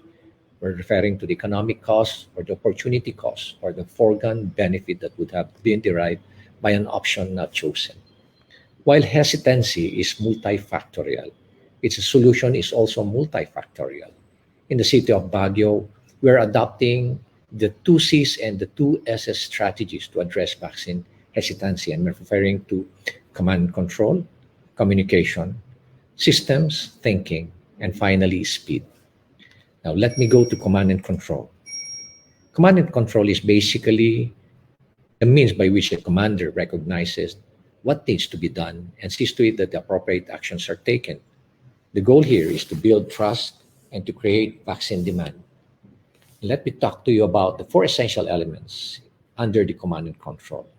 And these are organizational structure, the policies, the financing, and finally, the process. When we talk about organizational structure, it means certain activities are directed in order to achieve the goals of the vaccination program. Structure is a valuable tool in achieving coordination, as it specifies reporting relationships, delineates formal communication channels, and describes how separate actions of individuals are supposed to be linked together. When we talk about policy, these are sets of rules and guidelines and framework that are to be adopted. And finally, financing means fund generation, mobilization, and allocation of financial resources. And finally, the process, which spells out tactics and courses of action to carry out specific plans and programs. Thus, command and control would translate to clear roles and functions, clear plans, clear goals, clear vision that would negate vaccine hesitancy. From preparation, implementation to monitoring and evaluation, command and control has to have foresight to be forewarned. This will put confidence to the leadership, thus increasing vaccine acceptance. Vaccine hesitancy is more than addressing the vaccine's fear. Trust in or respect for authorities cannot be taken for granted. People base their risk perception on many factors other than information. Next is communication, and it is the power of communication surface during these pandemic times. Communication has to have the following goals. It's to build population resilience against vaccine rumors and scares through ongoing activities to ensure a strong program, well prepared to respond to any event that may potentially erode confidence, and respond immediately to any such event with appropriate actions based on an assessment of the situation. It is paramount that baseline data has to be established before the vaccination program. And in the city of Baguio, we have conducted vaccine acceptance survey before vaccine deployment. And during the time that we have conducted our survey, only 64% actually accepted the vaccines and 18% are continued to be undecided. What are the lessons learned when we conducted this survey on vaccine acceptance? One is numbers don't lie. Numbers don't lie. Another is research and development is a vital process. And finally, team players needs to carry them out. And to choose a team to work with critical thinkers, they have to be critical thinkers, they have to be dynamic, and they have to be responsive because they will always be our best asset. If you look at slides 16, 17, 18, 19, 20, and this is about ramping up our campaign and to make people excited to get a job. And we are doing this through social media cards, through community outreaches, through town hall meetings, through community campaigns, and finally setting the clear process and guidelines. Let me emphasize that listening to public opinion and concerns about vaccination is the first step to anticipating a potential crisis. It will always form the basis for starting a dialogue, managing uncertainties, managing risk, and facilitating more efficient and targeted response. Now let me go to systems thinking. And I'm referring to gaining a way of gaining confidence on the vaccine through systems and establishing systems and the use of technology. It zeroes on how the different parts of a system interrelate and how systems work within the context of other larger systems. Let me show you a slide on how we address health human resource, how we use technology, and how reliable vaccine supply, and to ensure that we have the vaccine infrastructure in carrying out our program. Systems thinking would connect its elements together to address a systems issues or systems issues. Leadership would be very critical, as they say, only a bad sailor blames the wind. And finally, let me talk about speed. And I would say speed is the key. Viruses doesn't know any calendar or events. The faster we vaccine, the faster we protect our people. Hesitancy comes when we take time, giving what is due our people. We can let people wait. If we let them, they will have all the time to see the flaws of the system. Now, before I end, let me share with you this special quotation. It is the call to action to all of us to put our acts together, to put our economy back, to build back better as a city, and to build back better as a nation. Maraming salamat po sa inyo lahat. Mabuhay po kayo.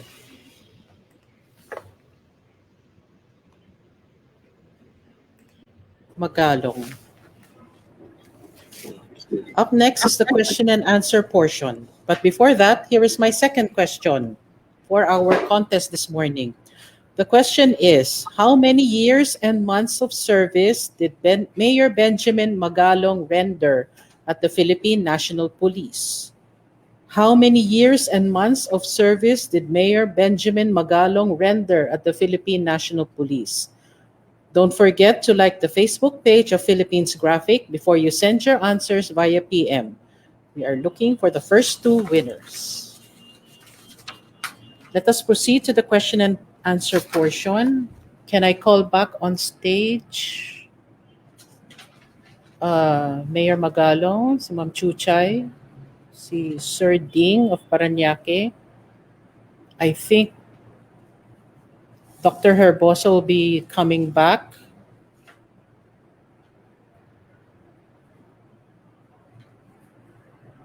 He said he'll be coming back.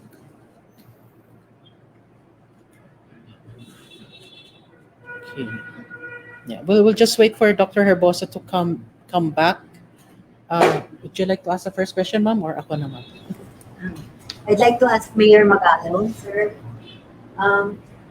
We keep hearing reports at Business Mirror of problems in certain localities that don't really pertain to vaccine hesitancy, but more of a problem of communications. And then I was struck by the system you've set up in Baguio, and I would like to ask if do you have any best practice that you could share with other LGUs where it seems the problem of the gap between the number of people who sign up for vaccination and the number of people who do show up when it's time for them to be vaccinated is very wide.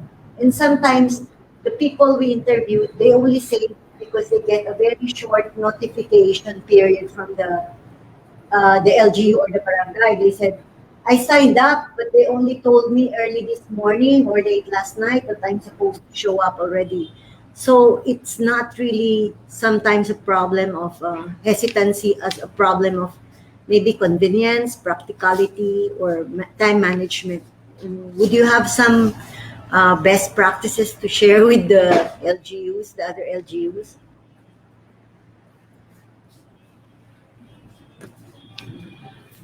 Sir, nakamute kayo.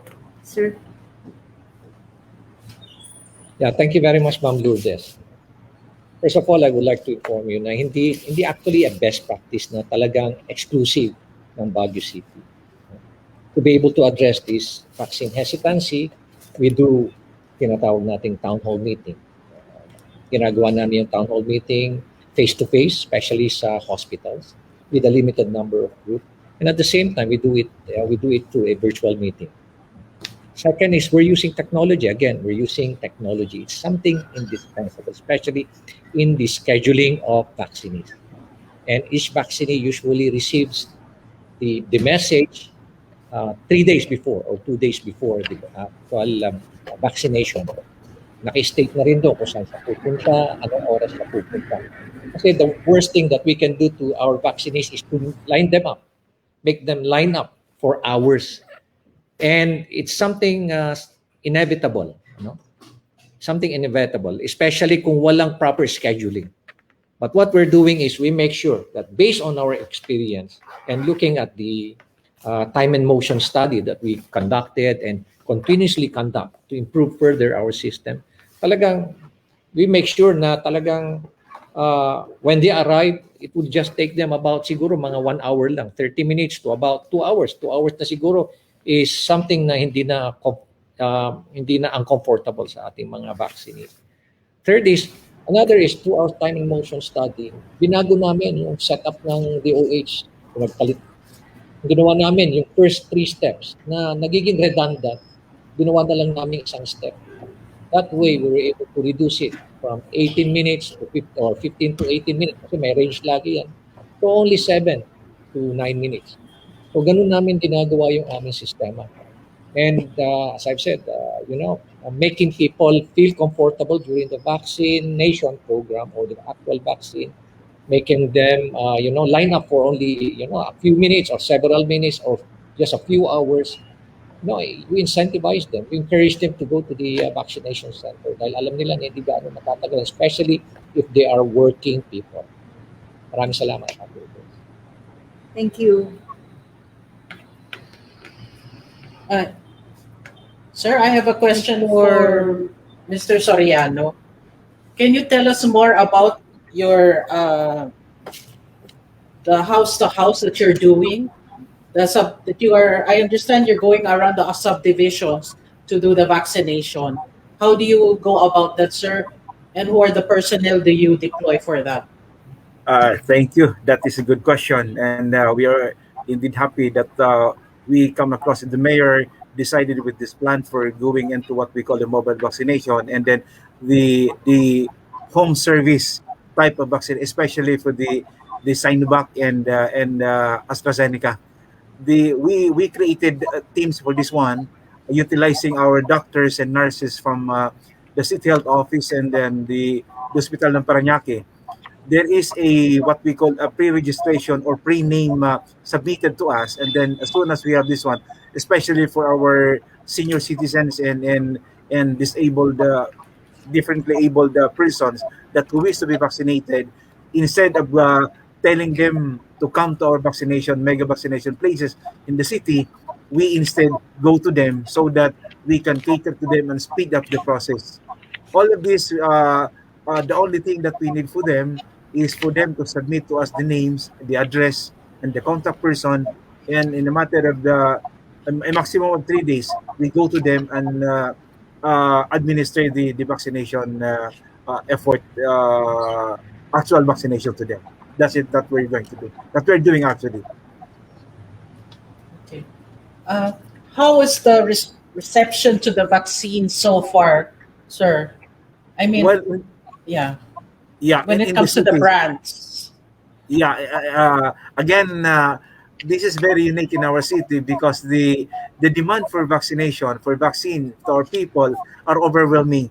As a matter of fact, almost daily, as early as 6 o'clock or 6:30 early morning, line queuing of people in our vaccination sites are in the magnitude of sabi nga namin talagang nakakabigla.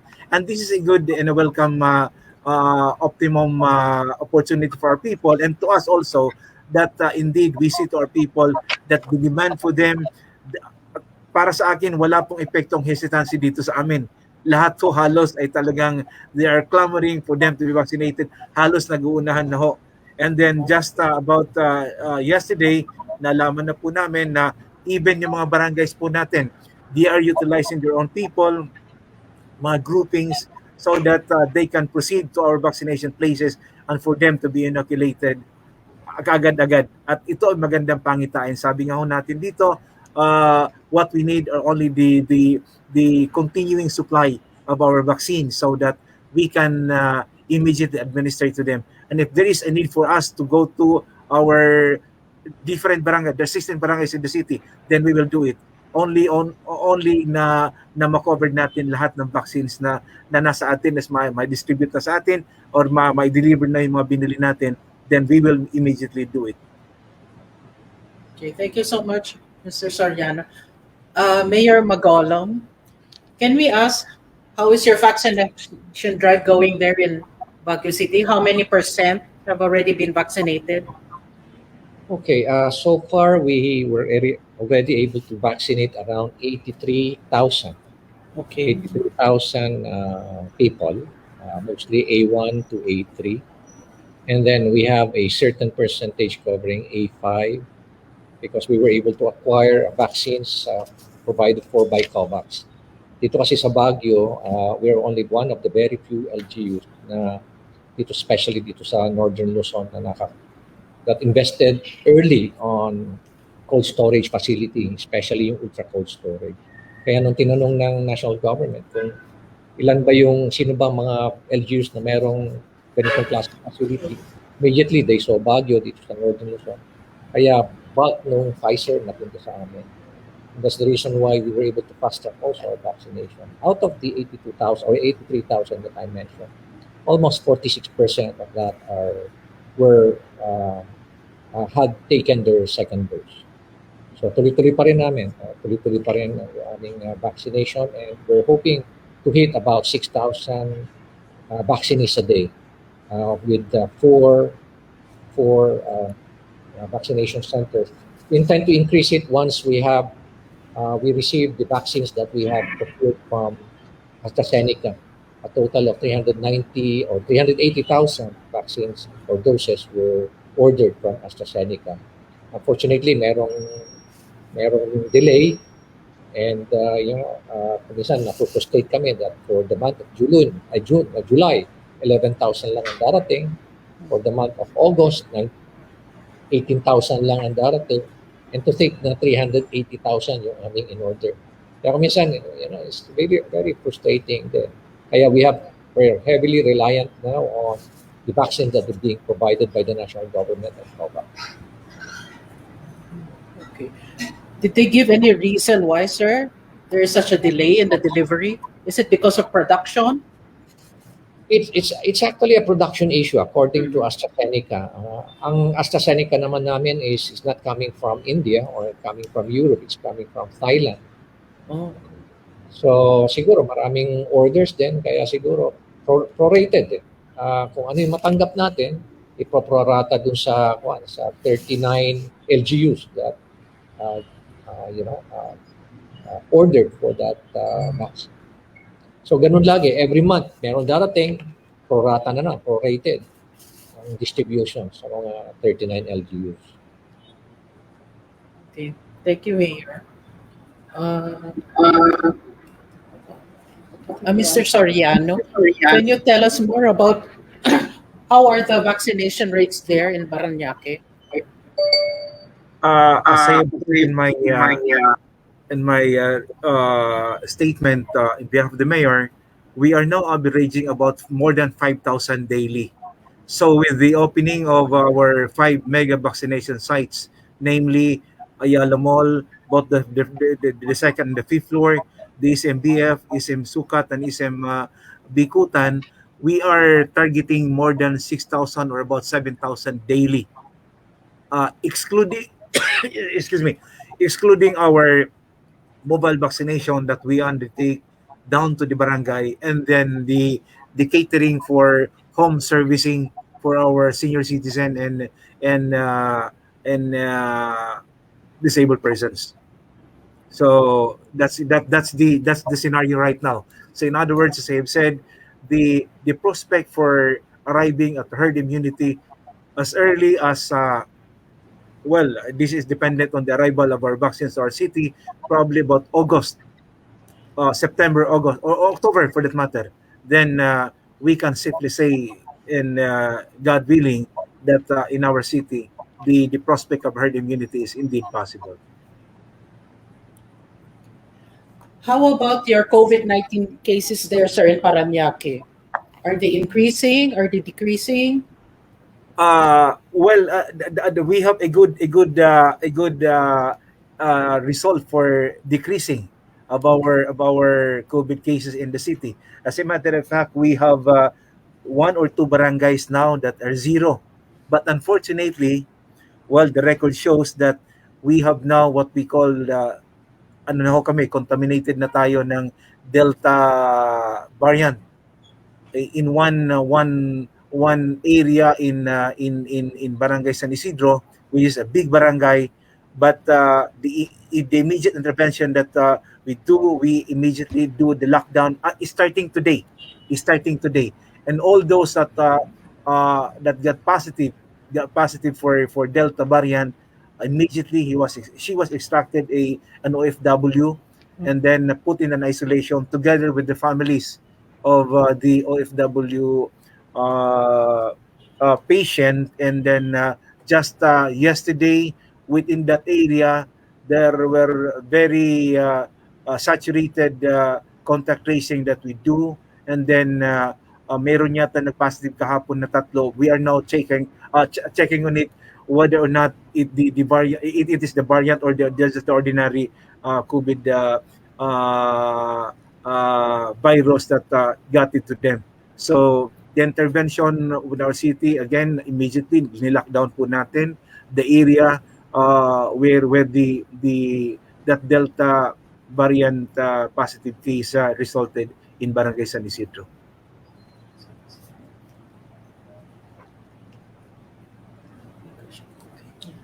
Thank you so much, sir. I just have one question for Mayor Magalong. Sir,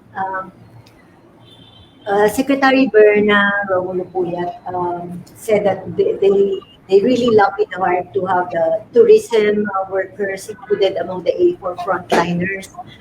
Since Baguio is considered one of our best tourism hubs, and You're having, you said, some problems in the supply. They're not arriving as fast as you want, the procured vaccines. Is that impacting on the phase recovery or the phase reopening of some of your tourist-related establishments?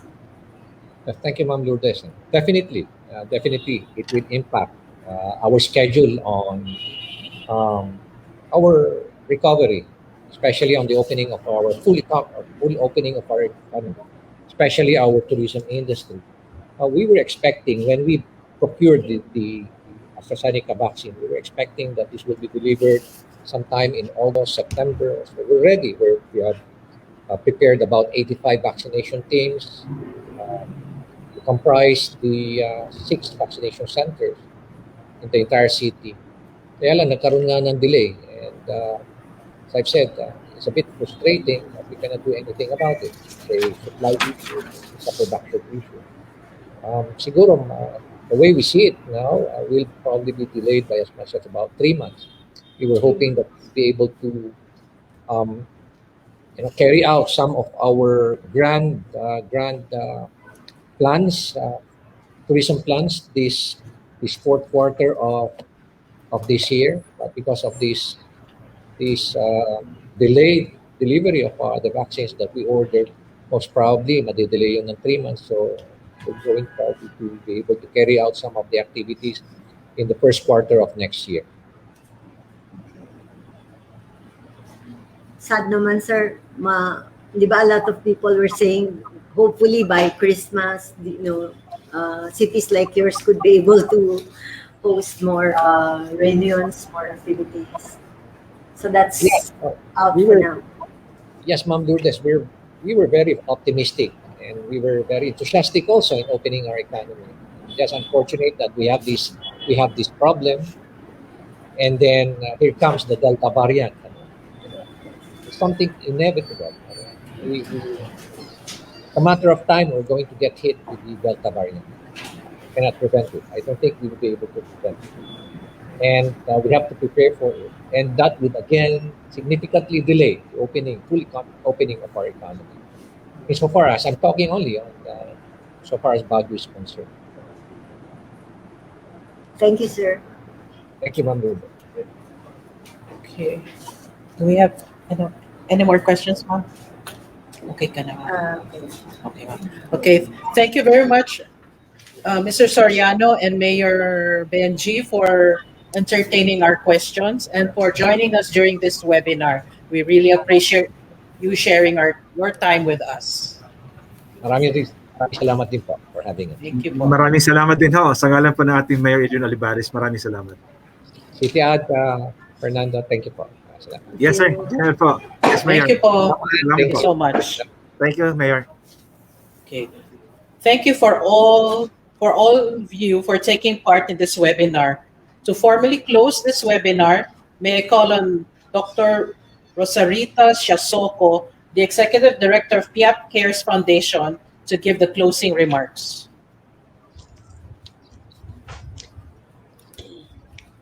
Good morning. The PIAP Cares Foundation is deeply moved and inspired by the conversation we had this morning. Since our founding in 2003, it has been our commitment to be in the forefront of efforts to make a difference in the lives of the Filipinos through various medicine access initiatives, humanitarian missions, and health information and education campaigns in geographic areas affected by conflicts, health outbreaks, and disasters. This time, however, the public health emergency is not just confined in one geographic area. It is a global pandemic that has also hit hard fellow Filipinos and the country's economy. The conduct of this forum is aligned with our mandate to increase access in times of emergencies. Indeed, access to the right information at the right time will help us respond to vaccine hesitancy because it impacts the people and the progress of the nation. We are grateful to our speakers not only for being part of the forum, but also for their tireless efforts to make the country and everyone safe. We thank Secretary Carlito Galvez Jr., Special Advisor Dr. Chodora Herbosa, and Secretary Silvestre Bello III, who provided national government directions as we move to protect our priority groups and our economic frontliners. Our thanks also goes to our frontliner from the DOH, Dr. Beverly Ho, who is leading a team that is helping give the people factual and verified information during this time of health infodemic. And to our governance frontliners, Metropolitan Manila Development Authority Chairman, Mr. Benhar Abalos, Metro Manila Council Chairman and Parañaque City Mayor Edwin Olivares, and City Administrator Mr. Fernando Soriano, Baguio City Mayor Benjamin Magalong, Dagupan City Mayor Brian Lim, Bataan Governor Albert Garcia, Bulacan Governor Daniel Fernando, and Pasay City Mayor Imelda Calixto Rubiano. We get inspiration from your determination to make your constituents free from this pandemic. Before we conclude this webinar, allow me to reiterate the fact that 1, vaccines are safe. Ang bakuna po ay ligtas. Patient safety is the priority when it comes to the research and development of every vaccine. Vaccine makers must follow very strict scientific and health authority processes to bring a new vaccine to the people. Second, vaccines work. Ang bakuna po ay mabisa. All of the authorized COVID-19 vaccines go beyond the regulator's minimum efficacy level, which protects the vaccinated from this fatal virus. Third, vaccines are not the only way to stop the virus, but they are our best chance of returning to normal. Ang bakuna po ay isa sa mga pangunahing paraan upang tayo ay makabalik sa ating normal na buhay. The more people who get COVID-19 vaccines, the more chances for us to protect our communities from the rise of various variants. The more of us who get vaccinated will also aid at lowering the number of COVID-related hospitalizations and deaths and helping to shield our health systems. If more people are protected, it will allow individuals, families, communities, and businesses to get back to normal. The PHAP Cares Foundation will closely collaborate with all of you because partnerships are the only way forward. In our partnerships, we shall be leveraging on our experience in preparing for and responding to public health emergencies. It is our honor to be co-organizing this forum with the Philippines Graphic, the Business Mirror, the Department of Health, Department of Labor and Employment, and the Metropolitan Manila Development Authority, and our members Beringer Ingelheim, Mark Sharp and Dome, and Novartis. Mula po sa PHAP Cares Foundation, maraming salamat at manatili po sana ang bawat isa sa atin na malusog at ligtas. Maraming salamat po.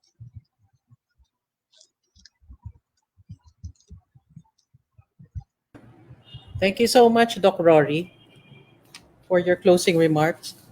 Before we say goodbye, let me announce the winners of our contest. Just get the winners, huh? Here we are. Okay. Question number 1 is, what department did Secretary Silvestre Bello III head during the time of Presidents Corazon C. Aquino and Fidel V. Ramos? The answer is the Department of Justice. And the winners are Eli G. Guevara and the administrator of the Sangguniang Barangay, Langkiwa. Okay. For the second question, how many years and months of service did Mayor Benjamin Magalong render at the Philippine National Police? The answer is 38 years and 8 months.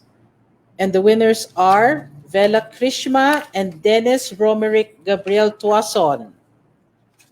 Congratulations to all of you. We will get in touch with you so that we can arrange the delivery of your prizes. Thank you to our partners, PHAP Cares Foundation, the Department of Health, Beringer Ingelheim, MSD, Novartis, Brenton International Venture Manufacturing Corporation, Brent Gas, Super Kalan Gas, Liquigas, Sharp, Barangay Magallanes, Barangay Silang of Mandaluyong, ALC Media Group, ALC Group of Companies, Thank you to Marian Pausanos, Dr. Rory Shasoco, Dennis Tuazon, Alan Millar, June Alano, Rhea Rivera, Mario Urrutia. Thank you, Boss Anton, Ma'am Saiki, Ma'am Chai, to the production team of Ed and Bricks.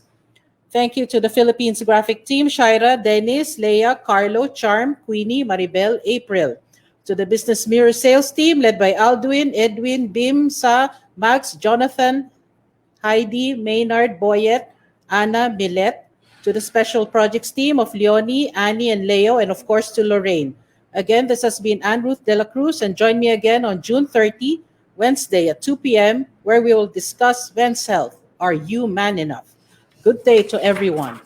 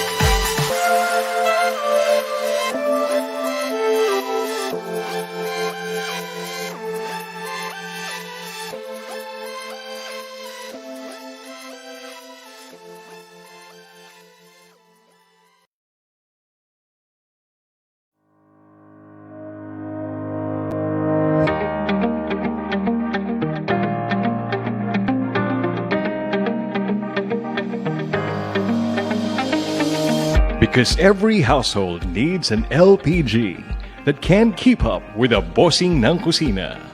We bring you Brent Gas, the LPG specialist at your service on your demand. Experience service na may malasakit whenever you order and enjoy dependable delivery service, consistent product quality, and tank integrity. Brent Gas also offers opportunities to OFWs and Filipino entrepreneurs to enrich their lives through its competitive franchise offer. Brent Gas, LPG specialists at your service. For any LPG-related concerns or franchise, call or visit your nearest Brent Gas store or branch.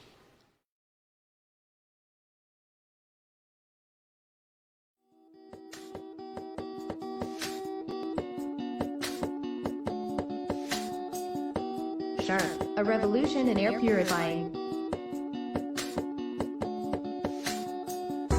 An air purifier that gives two-way of air purifying system.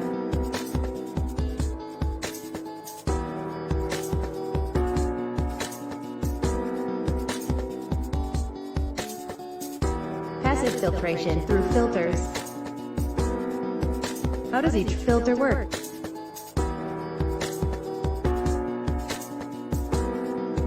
Pre-filter.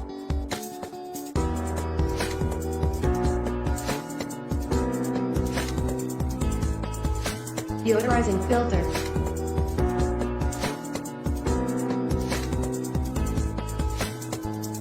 HEPA filter.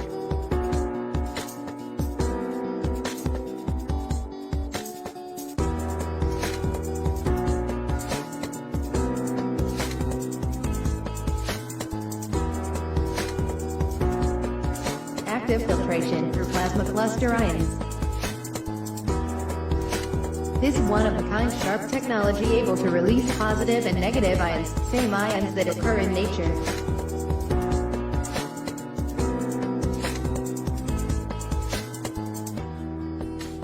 It deactivates airborne mold and suppresses activity of adhering viruses, bacteria and allergen through the dispersed ions in the air.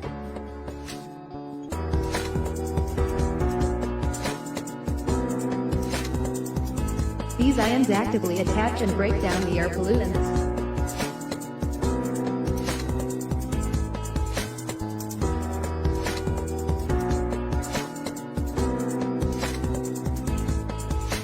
Faster airflow at 20-degree angle.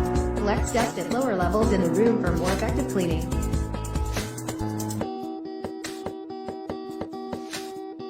Plasma cluster can reduce static electricity and it can thus prevent dust from attaching to walls and other surfaces.